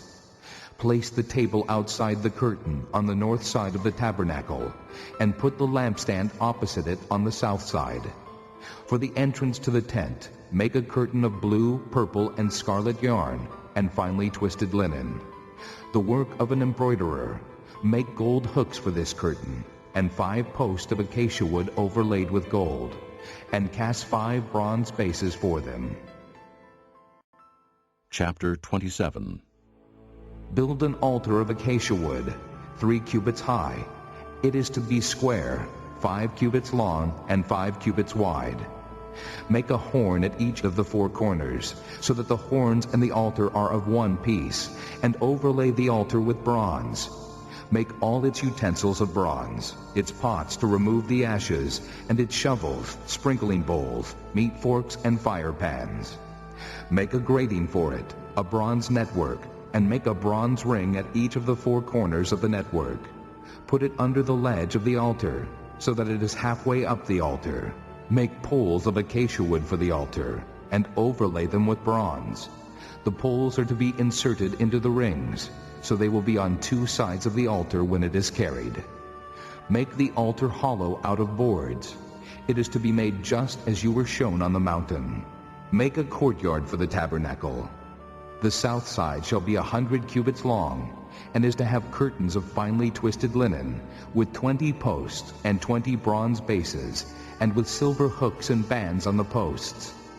The north side shall also be 100 cubits long, and is to have curtains with 20 posts and 20 bronze bases, and with silver hooks and bands on the posts. The west end of the courtyard shall be 50 cubits wide, and have curtains with 10 posts and 10 bases. On the east end toward the sunrise, the courtyard shall also be 50 cubits wide. Curtains 15 cubits long are to be on one side of the entrance, with 3 posts and 3 bases. And curtains 15 cubits long are to be on the other side, with 3 posts and 3 bases. For the entrance to the courtyard, provide a curtain 20 cubits long, of blue, purple, and scarlet yarn and finely twisted linen, the work of an embroiderer, with 4 posts and 4 bases. All the posts around the courtyard are to have silver bands and hooks and bronze bases. The courtyard shall be 100 cubits long and 50 cubits wide, with curtains of finely twisted linen 5 cubits high, and with bronze bases. All the other articles used in the service of the tabernacle, whatever their function, including all the tent pegs for it and those for the courtyard, are to be of bronze. Command the Israelites to bring you clear oil of pressed olives for the light, so that the lamps may be kept burning. In the tent of meeting, outside the curtain that is in front of the testimony, Aaron and his sons are to keep the lamps burning before the Lord from evening till morning. This is to be a lasting ordinance among the Israelites for the generations to come. Chapter 28. Have Aaron your brother brought to you from among the Israelites, along with his sons Nadab and Abihu, Eleazar and Ithamar, so they may serve me as priests. Make sacred garments for your brother Aaron, to give him dignity and honor. Tell all the skilled men to whom I have given wisdom in such matters that they are to make garments for Aaron, for his consecration, so he may serve me as priest. These are the garments they are to make: a breastpiece, an ephod, a robe, a woven tunic, a turban, and a sash. They are to make these sacred garments for your brother Aaron and his sons, so they may serve me as priests. Have them use gold, and blue, purple, and scarlet yarn, and fine linen. Make the ephod of gold, and of blue, purple, and scarlet yarn, and of finely twisted linen, the work of a skilled craftsman. It is to have 2 shoulder pieces attached to 2 of its corners, so it can be fastened. Its skillfully woven waistband is to be like it, of one piece with the ephod, and made with gold, and with blue, purple, and scarlet yarn, and with finely twisted linen. Take 2 onyx stones, and engrave on them the names of the sons of Israel, in the order of their birth, 6 names on one stone, and the remaining 6 on the other. Engrave the names of the sons of Israel on the 2 stones, the way a gem cutter engraves a seal. Then mount the stones in gold filigree settings, and fasten them on the shoulder pieces of the ephod, as memorial stones for the sons of Israel. Aaron is to bear the names on his shoulders as a memorial before the Lord. Make gold filigree settings and 2 braided chains of pure gold, like a rope, and attach the chains to the settings. Fashion a breastpiece for making decisions, the work of a skilled craftsman.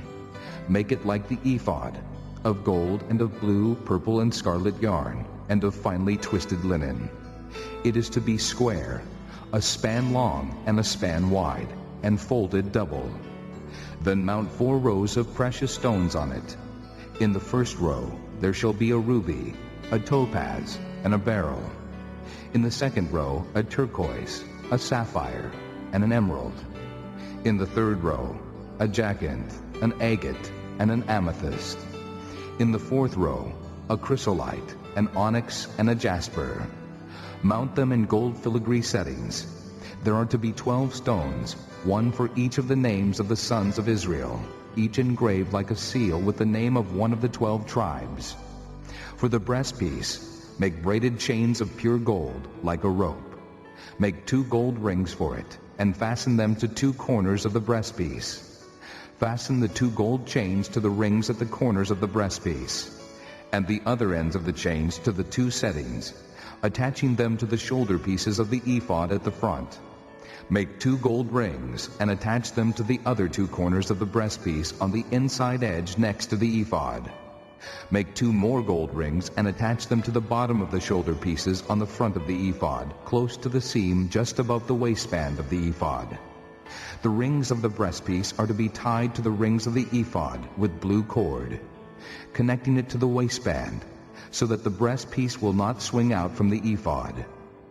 Whenever Aaron enters the holy place, he will bear the names of the sons of Israel over his heart on the breastpiece of decision as a continuing memorial before the Lord. Also, put the Urim and the Thummim in the breastpiece, so they may be over Aaron's heart whenever he enters the presence of the Lord. Thus, Aaron will always bear the means of making decisions for the Israelites over his heart before the Lord. Make the robe of the ephod entirely of blue cloth, with an opening for the head in its center. There shall be a woven edge like a collar around this opening, so that it will not tear. Make pomegranates of blue, purple, and scarlet yarn around the hem of the robe, with gold bells between them. The gold bells and the pomegranates are to alternate around the hem of the robe. Aaron must wear it when he ministers. The sound of the bells will be heard when he enters the holy place before the Lord, and when he comes out, so that he will not die. Make a plate of pure gold and engrave on it as on a seal, holy to the Lord. Fasten a blue cord to it, to attach it to the turban. It is to be on the front of the turban. It will be on Aaron's forehead, and he will bear the guilt involved in the sacred gifts the Israelites consecrate, whatever their gifts may be. It will be on Aaron's forehead continually, so that they will be acceptable to the Lord. Weave the tunic of fine linen, and make the turban of fine linen. The sash is to be the work of an embroiderer. Make tunics, sashes, and headbands for Aaron's sons, to give them dignity and honor. After you put these clothes on your brother Aaron and his sons, anoint and ordain them.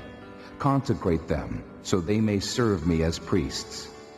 Make linen undergarments as a covering for the body, reaching from the waist to the thigh.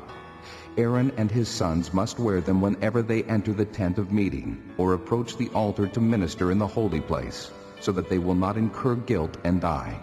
This is to be a lasting ordinance for Aaron and his descendants. Chapter 29. This is what you are to do to consecrate them, so they may serve me as priests. Take a young bull and 2 rams without defect, and from fine wheat flour, without yeast, make bread, and cakes mixed with oil, and wafers spread with oil. Put them in a basket and present them in it, along with the bull and the 2 rams. Then bring Aaron and his sons to the entrance to the tent of meeting, and wash them with water. Take the garments, and dress Aaron with the tunic, the robe of the ephod itself, and the breastpiece. Fasten the ephod on him by its skillfully woven waistband. Put the turban on his head and attach the sacred diadem to the turban. Take the anointing oil and anoint him by pouring it on his head. Bring his sons and dress them in tunics and put headbands on them. Then tie sashes on Aaron and his sons. The priesthood is theirs by a lasting ordinance. In this way you shall ordain Aaron and his sons. Bring the bull to the front of the tent of meeting, and Aaron and his sons shall lay their hands on its head. Slaughter it in the Lord's presence at the entrance to the tent of meeting. Take some of the bull's blood and put it on the horns of the altar with your finger, and pour out the rest of it at the base of the altar. Then take all the fat around the inner parts, the covering of the liver, and both kidneys with the fat on them, and burn them on the altar. But burn the bull's flesh and its hide and its offal outside the camp. It is a sin offering. Take one of the rams, and Aaron and his sons shall lay their hands on its head. Slaughter it, and take the blood and sprinkle it against the altar on all sides. Cut the ram into pieces, and wash the inner parts and the legs, putting them with the head and the other pieces. Then burn the entire ram on the altar. It is a burnt offering to the Lord, a pleasing aroma, an offering made to the Lord by fire. Take the other ram, and Aaron and his sons shall lay their hands on its head. Slaughter it. Take some of its blood and put it on the lobes of the right ears of Aaron and his sons, on the thumbs of their right hands, and on the big toes of their right feet. Then sprinkle blood against the altar on all sides. And take some of the blood on the altar, and some of the anointing oil, and sprinkle it on Aaron and his garments, and on his sons and their garments. Then he and his sons and their garments will be consecrated. Take from this ram the fat tail, the fat around the inner parts, the covering of the liver, both kidneys with the fat on them, and the right thigh. This is the ram for the ordination. From the basket of bread made without yeast, which is before the Lord, take a loaf, and a cake made with oil, and a wafer. Put all these in the hands of Aaron and his sons, and wave them before the Lord as a wave offering. Then take them from their hands, and burn them on the altar along with the burnt offering for a pleasing aroma to the Lord, an offering made to the Lord by fire. After you take the breast of the ram for Aaron's ordination, wave it before the Lord as a wave offering, and it will be your share. Consecrate those parts of the ordination ram that belong to Aaron and his sons, the breast that was waved and the thigh that was presented. This is always to be the regular share from the Israelites for Aaron and his sons. It is the contribution the Israelites are to make to the Lord from their fellowship offerings. Aaron's sacred garments will belong to his descendants, so that they can be anointed and ordained in them. The son who succeeds him as priest and comes to the tent of meeting to minister in the holy place is to wear them 7 days. Take the ram for the ordination and cook the meat in a sacred place. At the entrance to the tent of meeting, Aaron and his sons are to eat the meat of the ram and the bread that is in the basket. They are to eat these offerings by which atonement was made for their ordination and consecration. But no one else may eat them, because they are sacred. And if any of the meat of the ordination ram or any bread is left over till morning, burn it up. It must not be eaten, because it is sacred. Do for Aaron and his sons everything I have commanded you, taking 7 days to ordain them. Sacrifice a bull each day as a sin offering to make atonement. Purify the altar by making atonement for it, and anoint it to consecrate it. For 7 days make atonement for the altar and consecrate it. Then the altar will be most holy, and whatever touches it will be holy. This is what you are to offer on the altar regularly each day: 2 lambs a year old. Offer one in the morning and the other at twilight. With the first lamb, offer 1/10 of an ephah of fine flour mixed with 1/4 of a hin of oil from pressed olives, and 1/4 of a hin of wine as a drink offering. Sacrifice the other lamb at twilight, with the same grain offering and its drink offering as in the morning, a pleasing aroma, an offering made to the Lord by fire.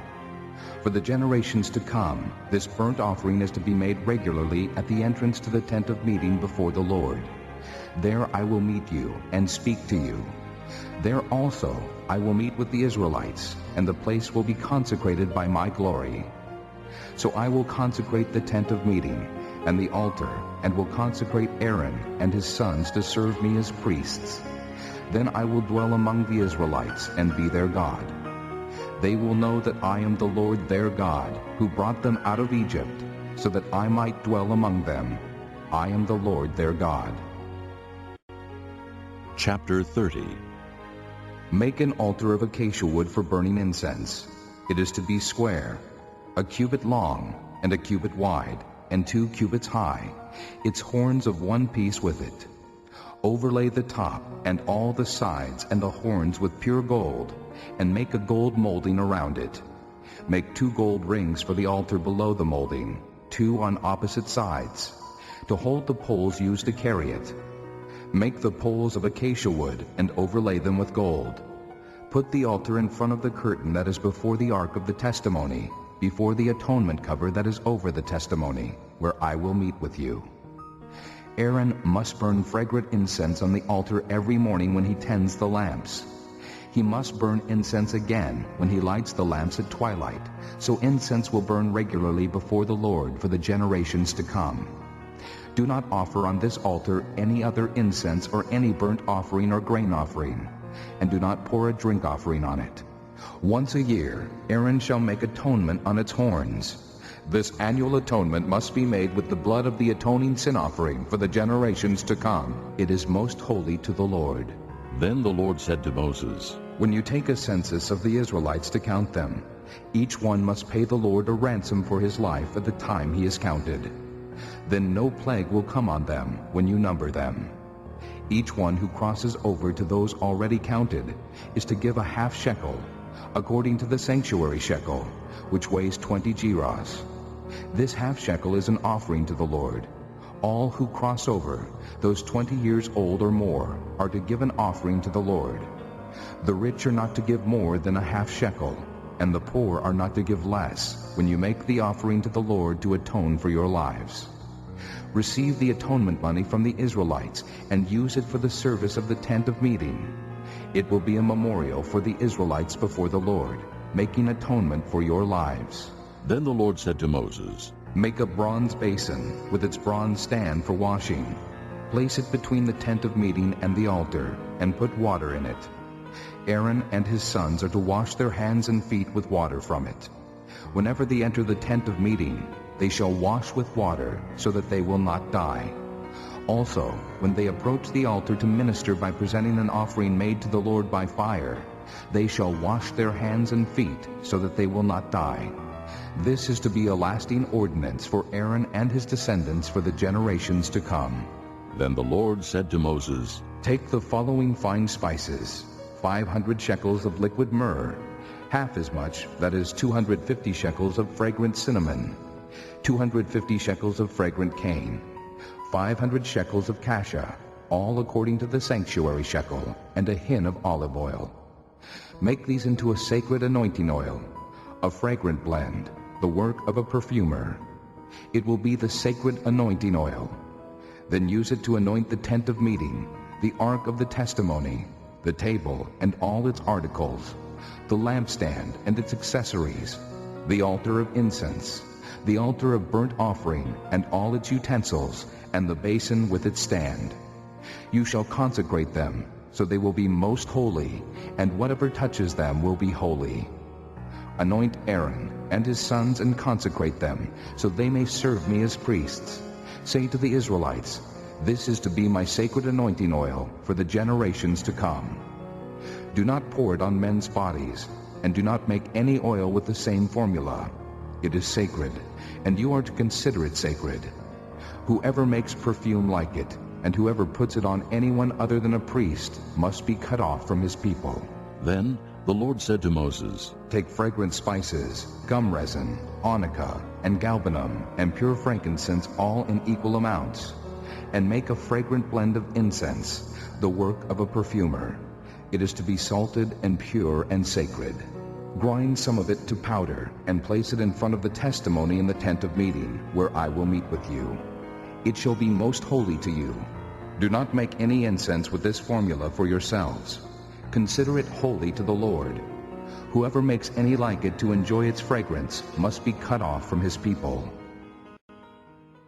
Chapter 31. Then the Lord said to Moses, See, I have chosen Bezalel, son of Uri, the son of Hur, of the tribe of Judah, and I have filled him with the Spirit of God, with skill, ability, and knowledge in all kinds of crafts, to make artistic designs for work in gold, silver, and bronze, to cut and set stones, to work in wood, and to engage in all kinds of craftsmanship. Moreover, I have appointed Oholiab, son of Ahisamach, of the tribe of Dan, to help him.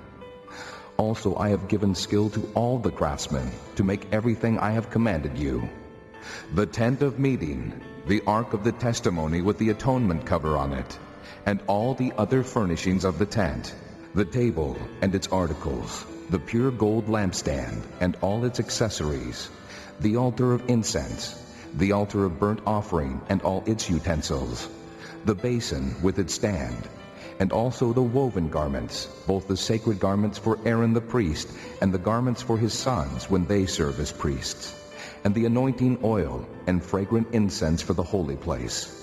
They are to make them just as I commanded you. Then the Lord said to Moses, Say to the Israelites, You must observe my Sabbaths. This will be a sign between me and you for the generations to come, so you may know that I am the Lord who makes you holy.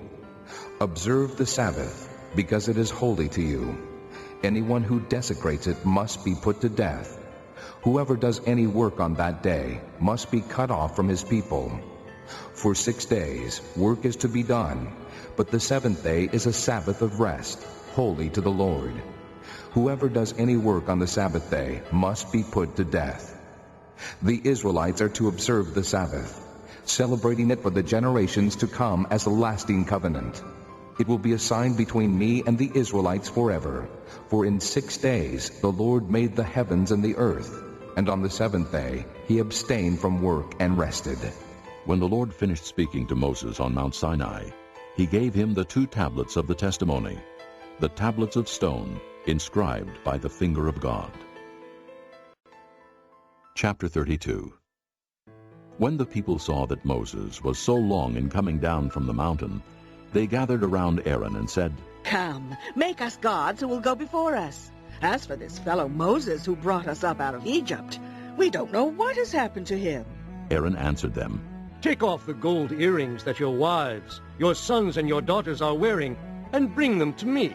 So all the people took off their earrings and brought them to Aaron. He took what they handed him and made it into an idol cast in the shape of a calf, fashioning it with a tool. Then they said, These are your gods, O Israel, who brought you up out of Egypt. When Aaron saw this, he built an altar in front of the calf and announced, Tomorrow there will be a festival to the Lord. So the next day the people rose early and sacrificed burnt offerings and presented fellowship offerings. Afterward they sat down to eat and drink and got up to indulge in revelry. Then the Lord said to Moses, Go down, because your people whom you brought up out of Egypt have become corrupt. They have been quick to turn away from what I commanded them, and have made themselves an idol cast in the shape of a calf. They have bowed down to it and sacrificed to it, and have said, These are your gods, O Israel, who brought you up out of Egypt. I have seen these people, the Lord said to Moses, and they are a stiff-necked people. Now, leave me alone, so that my anger may burn against them, and that I may destroy them. Then I will make you into a great nation. But Moses sought the favor of the Lord his God. O Lord, he said, why should your anger burn against your people, whom you brought out of Egypt with great power and a mighty hand? Why should the Egyptians say, It was with evil intent that he brought them out, to kill them in the mountains and to wipe them off the face of the earth? Turn from your fierce anger, relent, and do not bring disaster on your people. Remember your servants Abraham, Isaac, and Israel, to whom you swore by your own self, I will make your descendants as numerous as the stars in the sky, and I will give your descendants all this land I promised them, and it will be their inheritance, forever. Then the Lord relented, and did not bring on his people the disaster he had threatened. Moses turned and went down the mountain with the 2 tablets of the testimony in his hands. They were inscribed on both sides, front and back. The tablets were the work of God. The writing was the writing of God, engraved on the tablets. When Joshua heard the noise of the people shouting, he said to Moses, "There is the sound of war in the camp." Moses replied, "It is not the sound of victory. It is not the sound of defeat. It is the sound of singing that I hear." When Moses approached the camp and saw the calf and the dancing, his anger burned, and he threw the tablets out of his hands, breaking them to pieces at the foot of the mountain. And he took the calf they had made and burned it in the fire. Then he ground it to powder, scattered it on the water, and made the Israelites drink it. He said to Aaron, "What did these people do to you, that you led them into such great sin?" "Do not be angry, my lord." Aaron answered, "You know how prone these people are to evil. They said to me, 'Make us gods who will go before us.' As for this fellow Moses who brought us up out of Egypt, we don't know what has happened to him." So I told them, 'Whoever has any gold jewelry, take it off.' Then they gave me the gold, and I threw it into the fire, and out came this calf." Moses saw that the people were running wild, and that Aaron had let them get out of control, and so become a laughingstock to their enemies. So he stood at the entrance to the camp and said, "Whoever is for the Lord, come to me." And all the Levites rallied to him. Then he said to them, "This is what the Lord, the God of Israel, says. Each man strap a sword to his side. Go back and forth through the camp, from one end to the other, each killing his brother and friend and neighbor." The Levites did as Moses commanded, and that day about 3,000 of the people died. Then Moses said, "You have been set apart to the Lord today, for you were against your own sons and brothers, and he has blessed you this day." The next day Moses said to the people, "You have committed a great sin, but now I will go up to the Lord. Perhaps I can make atonement for your sin." So Moses went back to the Lord and said, "Oh, what a great sin these people have committed. They have made themselves gods of gold. But now, please forgive their sin. But if not, then blot me out of the book you have written." The Lord replied to Moses, "Whoever has sinned against me, I will blot out of my book. Now go, lead the people to the place I spoke of, and my angel will go before you. However, when the time comes for me to punish, I will punish them for their sin." And the Lord struck the people with a plague because of what they did with the calf Aaron had made. Chapter 33. Then the Lord said to Moses, "Leave this place, you and the people you brought up out of Egypt, and go up to the land I promised on oath to Abraham, Isaac, and Jacob, saying, 'I will give it to your descendants.' I will send an angel before you, and drive out the Canaanites, Amorites, Hittites, Perizzites, Hivites, and Jebusites. Go up to the land flowing with milk and honey. But I will not go with you, because you are a stiff-necked people, and I might destroy you on the way." When the people heard these distressing words, they began to mourn, and no one put on any ornaments. For the Lord had said to Moses, "Tell the Israelites, you are a stiff-necked people. If I were to go with you even for a moment, I might destroy you. Now take off your ornaments, and I will decide what to do with you."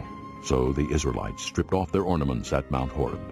Now Moses used to take a tent and pitch it outside the camp some distance away, calling it the tent of meeting.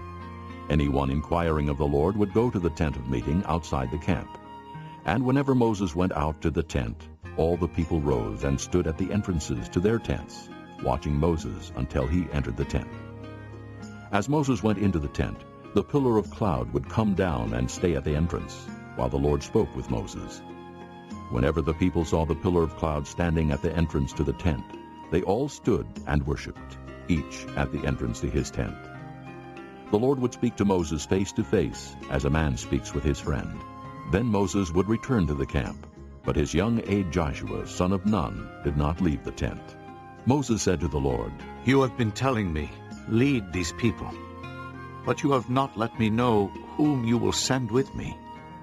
You have said, 'I know you by name,' and you have found favor with me. If you are pleased with me, teach me your ways, so I may know you and continue to find favor with you. Remember that this nation is your people." The Lord replied, "My presence will go with you, and I will give you rest." Then Moses said to him, "If your presence does not go with us, do not send us up from here. How will anyone know that you are pleased with me and with your people unless you go with us? What else will distinguish me and your people from all the other people on the face of the earth?" And the Lord said to Moses, "I will do the very thing you have asked, because I am pleased with you, and I know you by name." Then Moses said, "Now, show me your glory." And the Lord said, "I will cause all my goodness to pass in front of you, and I will proclaim my name, the Lord, in your presence. I will have mercy on whom I will have mercy, and I will have compassion on whom I will have compassion. But," he said, "you cannot see my face, for no one may see me and live." Then the Lord said, "There is a place near me where you may stand on a rock. When my glory passes by, I will put you in a cleft in the rock and cover you with my hand until I have passed by. Then I will remove my hand, and you will see my back, but my face must not be seen." This concludes Disc 5. Chapter 34. The Lord said to Moses, "Chisel out 2 stone tablets like the first ones, and I will write on them the words that were on the first tablets which you broke. Be ready in the morning, and then come up on Mount Sinai. Present yourself to me there on top of the mountain. No one is to come with you, or be seen anywhere on the mountain. Not even the flocks and herds may graze in front of the mountain." So Moses chiseled out 2 stone tablets, like the first ones, and went up Mount Sinai early in the morning, as the Lord had commanded him. And he carried the 2 stone tablets in his hands. Then the Lord came down in the cloud, and stood there with him, and proclaimed his name, the Lord. And he passed in front of Moses, proclaiming, "The Lord, the compassionate and gracious God, slow to anger, abounding in love and faithfulness, maintaining love to thousands, and forgiving wickedness, rebellion, and sin. Yet he does not leave the guilty unpunished. He punishes the children and their children for the sin of the fathers to the 3rd and 4th generation." Moses bowed to the ground at once and worshipped. "O Lord, if I have found favor in your eyes," he said, "then let the Lord go with us. Although this is a stiff-necked people, forgive our wickedness and our sin, and take us as your inheritance." Then the Lord said, "I am making a covenant with you. Before all your people, I will do wonders never before done in any nation in all the world. The people you live among will see how awesome is the work that I, the Lord, will do for you. Obey what I command you today. I will drive out before you the Amorites, Canaanites, Hittites, Perizzites, Hivites, and Jebusites. Be careful not to make a treaty with those who live in the land where you are going, or they will be a snare among you. Break down their altars, smash their sacred stones, and cut down their Asherah poles. Do not worship any other god, for the Lord, whose name is jealous, is a jealous God. Be careful not to make a treaty with those who live in the land, for when they prostitute themselves to their gods and sacrifice to them, they will invite you, and you will eat their sacrifices. And when you choose some of their daughters as wives for your sons, and those daughters prostitute themselves to their gods, they will lead your sons to do the same. Do not make cast idols. Celebrate the feast of unleavened bread. For 7 days eat bread made without yeast, as I commanded you. Do this at the appointed time in the month of Abib, for in that month you came out of Egypt. The first offspring of every womb belongs to me, including all the firstborn males of your livestock, whether from herd or flock. Redeem the firstborn donkey with a lamb, but if you do not redeem it, break its neck. Redeem all your firstborn sons. No one is to appear before me empty-handed. 6 days you shall labor, but on the 7th day you shall rest. Even during the plowing season and harvest you must rest. Celebrate the Feast of Weeks with the first fruits of the wheat harvest, and the Feast of Ingathering at the turn of the year. 3 times a year, all your men are to appear before the sovereign Lord, the God of Israel. I will drive out nations before you and enlarge your territory, and no one will covet your land when you go up 3 times each year to appear before the Lord your God. Do not offer the blood of a sacrifice to me along with anything containing yeast, and do not let any of the sacrifice from the Passover feast remain until morning. Bring the best of the firstfruits of your soil to the house of the Lord your God. Do not cook a young goat in its mother's milk. Then the Lord said to Moses, Write down these words, for in accordance with these words I have made a covenant with you and with Israel.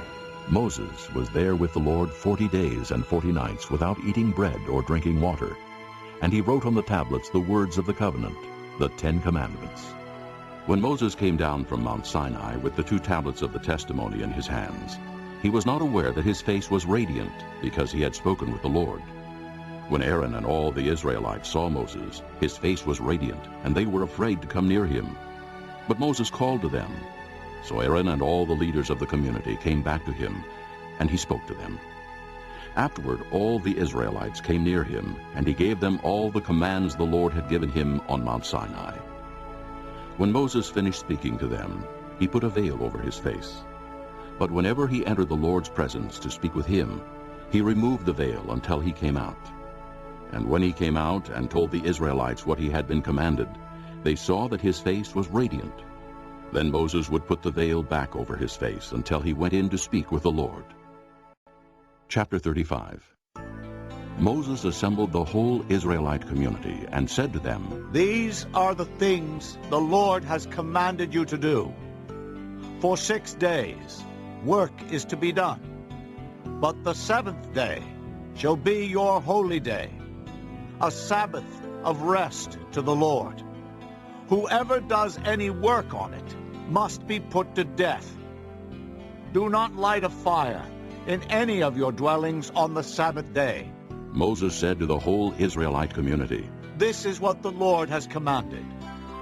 From what you have, take an offering for the Lord.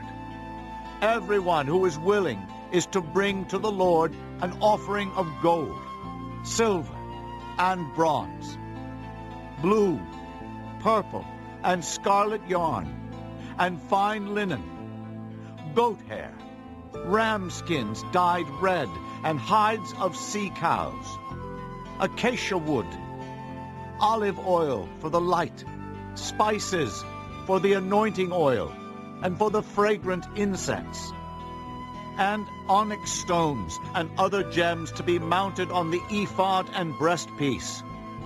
All who are skilled among you are to come and make everything the Lord has commanded.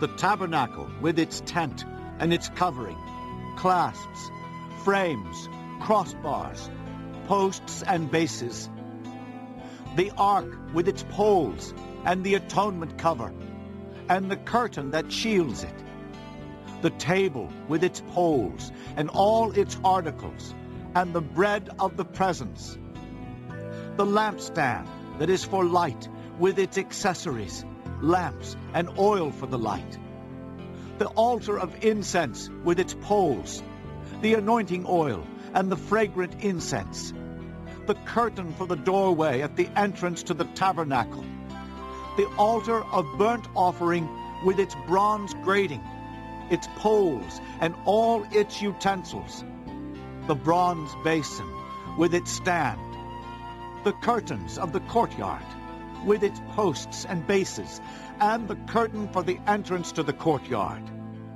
the tent pegs for the tabernacle and for the courtyard and their ropes, the woven garments worn for ministering in the sanctuary, both the sacred garments for Aaron the priest and the garments for his sons when they serve as priests.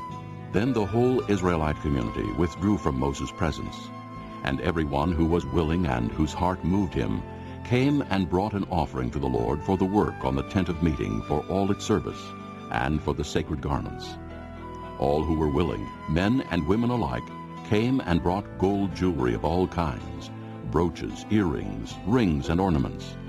They all presented their gold as a wave offering to the Lord. Everyone who had blue, purple, or scarlet yarn, or fine linen, or goat hair, ram skins dyed red, or hides of sea cows brought them. Those presenting an offering of silver or bronze brought it as an offering to the Lord. And everyone who had acacia wood for any part of the work brought it. Every skilled woman spun with her hands and brought what she had spun, blue, purple, or scarlet yarn, or fine linen. And all the women who were willing and had the skill spun the goat hair.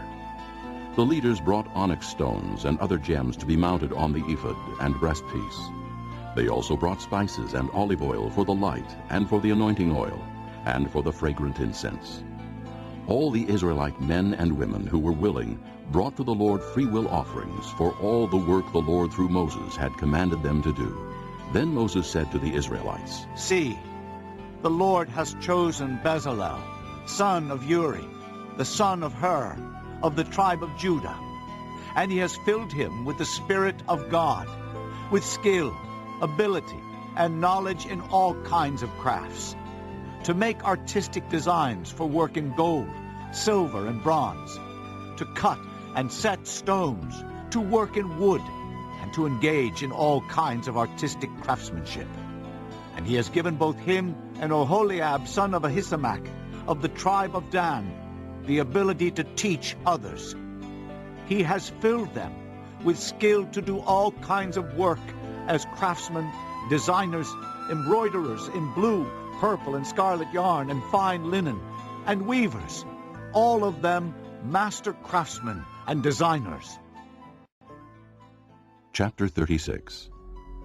So Bezalel, Oholiab, and every skilled person to whom the Lord has given skill and ability to know how to carry out all the work of constructing the sanctuary are to do the work just as the Lord has commanded.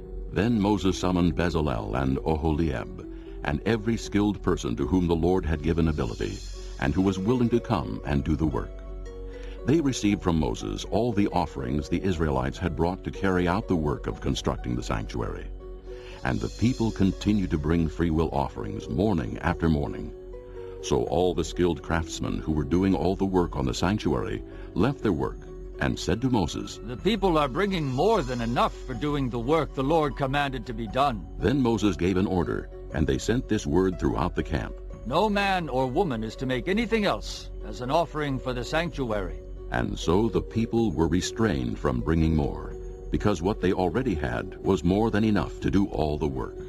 All the skilled men among the workmen made the tabernacle with 10 curtains of finely twisted linen and blue, purple, and scarlet yarn, with cherubim worked into them by a skilled craftsman.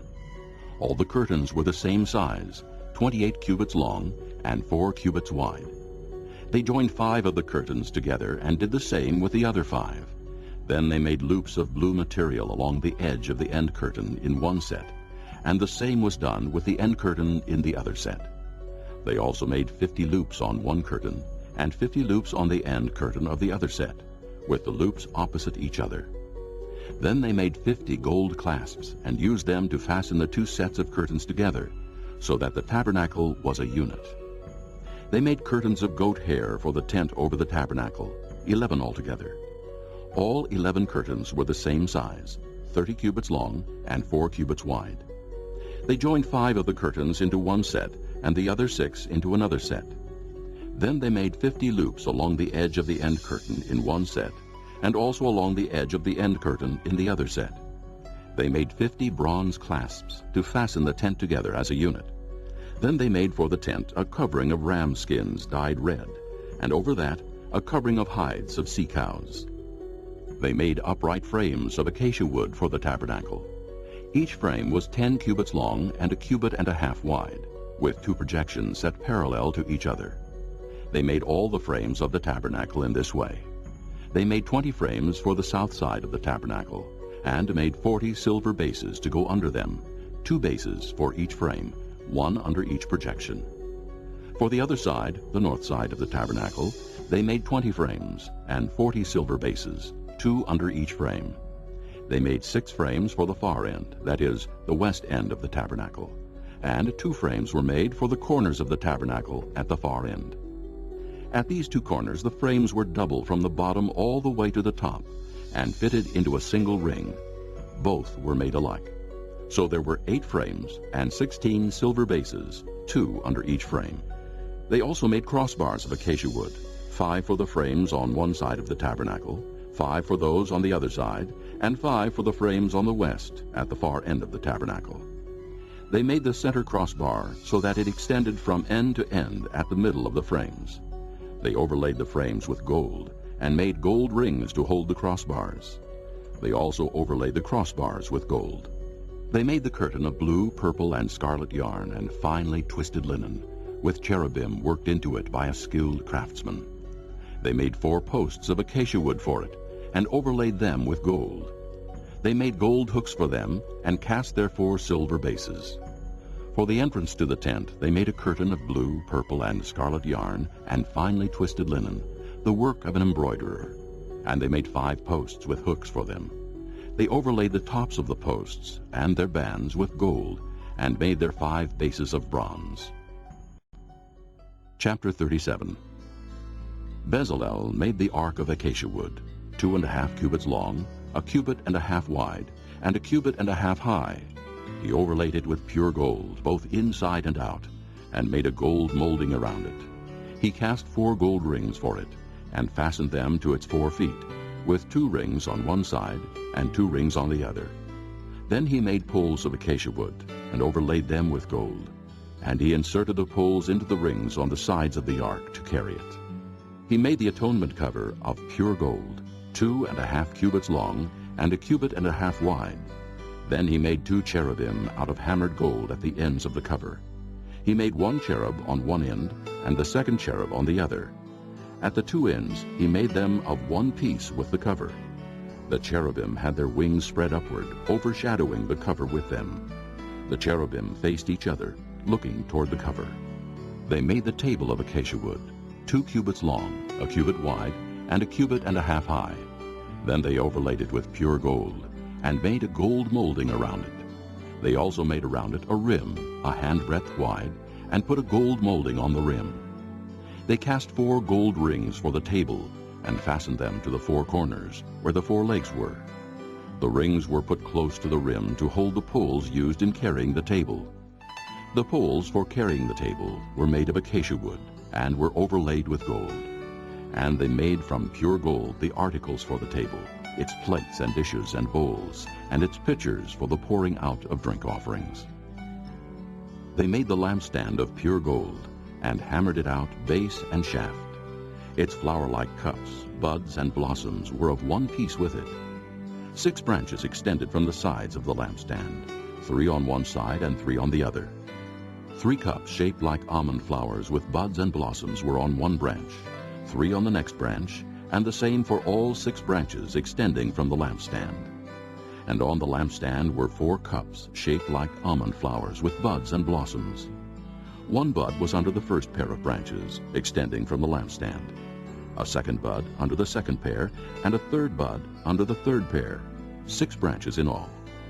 The buds and the branches were all of one piece with the lampstand, hammered out of pure gold. They made its 7 lamps, as well as its wick trimmers and trays, of pure gold. They made the lampstand and all its accessories from 1 talent of pure gold. They made the altar of incense out of acacia wood. It was square, 1 cubit long and 1 cubit wide, and 2 cubits high, its horns of one piece with it. They overlaid the top and all the sides and the horns with pure gold, and made a gold molding around it. They made 2 gold rings below the molding, 2 on opposite sides, to hold the poles used to carry it. They made the poles of acacia wood and overlaid them with gold. They also made the sacred anointing oil and the pure fragrant incense, the work of a perfumer. Chapter 38. They built the altar of burnt offering of acacia wood, 3 cubits high. It was square, 5 cubits long and 5 cubits wide. They made a horn at each of the 4 corners, so that the horns and the altar were of one piece, and they overlaid the altar with bronze. They made all its utensils of bronze, its pots, shovels, sprinkling bowls, meat forks, and fire pans.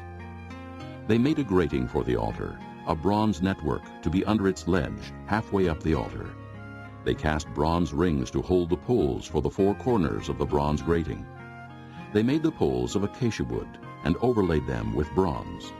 They inserted the poles into the rings so they would be on the sides of the altar for carrying it. They made it hollow out of boards. They made the bronze basin and its bronze stand from the mirrors of the women who served at the entrance to the tent of meeting. Next they made the courtyard. The south side was 100 cubits long and had curtains of finely twisted linen, with 20 posts and 20 bronze bases, and with silver hooks and bands on the posts. The north side was also 100 cubits long, and had 20 posts and 20 bronze bases, with silver hooks and bands on the posts. The west end was 50 cubits wide, and had curtains with 10 posts and 10 bases, with silver hooks and bands on the posts. The east end, toward the sunrise, was also 50 cubits wide. Curtains 15 cubits long were on one side of the entrance, with 3 posts and 3 bases, and curtains 15 cubits long were on the other side of the entrance to the courtyard, with 3 posts and 3 bases. All the curtains around the courtyard were of finely twisted linen. The bases for the posts were bronze. The hooks and bands on the posts were silver, and their tops were overlaid with silver. So all the posts of the courtyard had silver bands. The curtain for the entrance to the courtyard was of blue, purple, and scarlet yarn and finely twisted linen, the work of an embroiderer. It was 20 cubits long, and like the curtains of the courtyard, 5 cubits high, with 4 posts and 4 bronze bases. Their hooks and bands were silver, and their tops were overlaid with silver. All the tent pegs of the tabernacle and of the surrounding courtyard were bronze. These are the amounts of the materials used for the tabernacle of the testimony, which were recorded at Moses' command by the Levites under the direction of Ithamar, son of Aaron the priest. Bezalel, son of Uri, the son of Hur, of the tribe of Judah, made everything the Lord commanded Moses. With him was Oholiab, son of Ahisamach, of the tribe of Dan, a craftsman and designer, and an embroiderer in blue, purple, and scarlet yarn and fine linen. The total amount of the gold from the wave offering used for all the work on the sanctuary was 29 talents and 730 shekels, according to the sanctuary shekel. The silver obtained from those of the community who were counted in the census was 100 talents and 1,775 shekels, according to the sanctuary shekel. 1 beka per person, that is, half a shekel, according to the sanctuary shekel, from everyone who had crossed over to those counted, 20 years old or more, a total of 603,550 men. The 100 talents of silver were used to cast the bases for the sanctuary and for the curtain. 100 bases from the 100 talents, 1 talent for each base. They used the 1,775 shekels to make the hooks for the posts, to overlay the tops of the posts, and to make their bands. The bronze from the wave offering was 70 talents and 2,400 shekels. They used it to make the bases for the entrance to the tent of meeting, the bronze altar with its bronze grating and all its utensils, the bases for the surrounding courtyard and those for its entrance, and all the tent pegs for the tabernacle, and those for the surrounding courtyard. Chapter 39. From the blue, purple, and scarlet yarn they made woven garments for ministering in the sanctuary. They also made sacred garments for Aaron, as the Lord commanded Moses. They made the ephod of gold and of blue, purple, and scarlet yarn, and of finely twisted linen. They hammered out thin sheets of gold, and cut strands to be worked into the blue, purple, and scarlet yarn and fine linen, the work of a skilled craftsman. They made shoulder pieces for the ephod, which were attached to 2 of its corners so it could be fastened. Its skillfully woven waistband was like it, of 1 piece with the ephod, and made with gold, and with blue, purple, and scarlet yarn, and with finely twisted linen, as the Lord commanded Moses. They mounted the onyx stones in gold filigree settings, and engraved them like a seal with the names of the sons of Israel.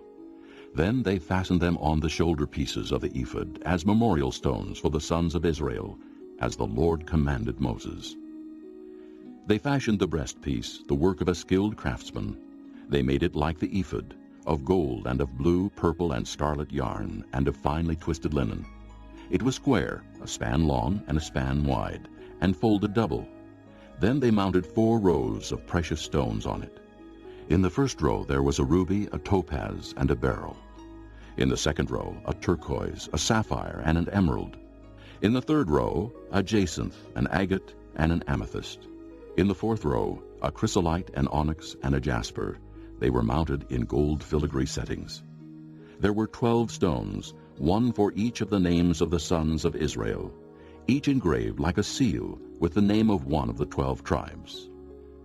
For the breastpiece they made braided chains of pure gold, like a rope. They made 2 gold filigree settings and 2 gold rings, and fastened the rings to 2 of the corners of the breastpiece. They fastened the 2 gold chains to the rings at the corners of the breastpiece, and the other ends of the chains to the 2 settings, attaching them to the shoulder pieces of the ephod at the front. They made 2 gold rings and attached them to the other 2 corners of the breastpiece on the inside edge next to the ephod. Then they made 2 more gold rings and attached them to the bottom of the shoulder pieces on the front of the ephod, close to the seam just above the waistband of the ephod. They tied the rings of the breastpiece to the rings of the ephod with blue cord, connecting it to the waistband, so that the breastpiece would not swing out from the ephod, as the Lord commanded Moses. They made the robe of the ephod entirely of blue cloth, the work of a weaver, with an opening in the center of the robe like the opening of a collar, and a band around this opening, so that it would not tear. They made pomegranates of blue, purple, and scarlet yarn, and finely twisted linen around the hem of the robe. And they made bells of pure gold and attached them around the hem between the pomegranates. The bells and pomegranates alternated around the hem of the robe to be worn for ministering, as the Lord commanded Moses. For Aaron and his sons they made tunics of fine linen, the work of a weaver, and the turban of fine linen, the linen headbands, and the undergarments of finely twisted linen. The sash was of finely twisted linen, and blue, purple, and scarlet yarn, the work of an embroiderer, as the Lord commanded Moses. They made the plate, the sacred diadem, out of pure gold and engraved on it, like an inscription on a seal, "Holy to the Lord." Then they fastened a blue cord to it to attach it to the turban, as the Lord commanded Moses. So all the work on the tabernacle, the tent of meeting, was completed. The Israelites did everything just as the Lord commanded Moses.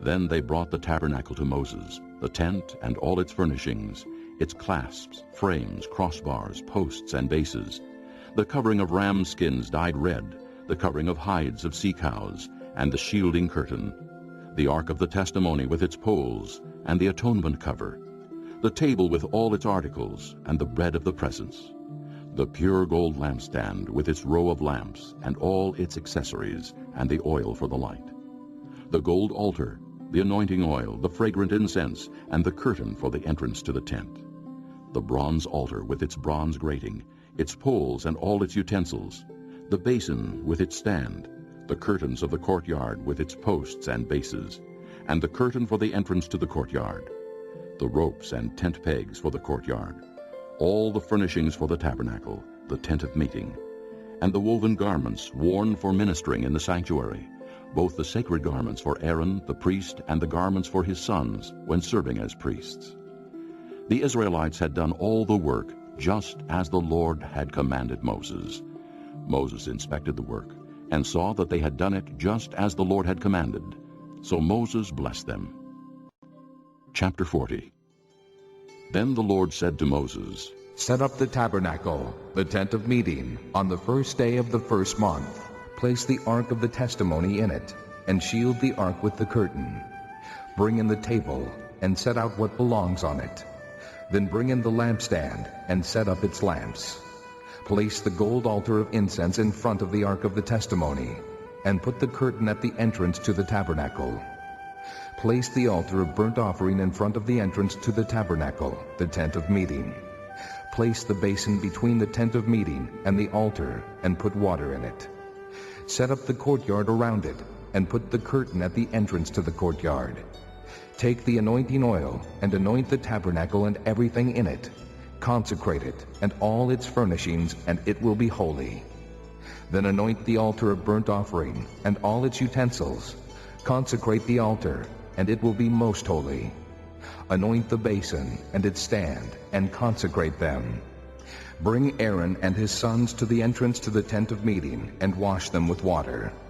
Then dress Aaron in the sacred garments. Anoint him and consecrate him, so he may serve me as priest.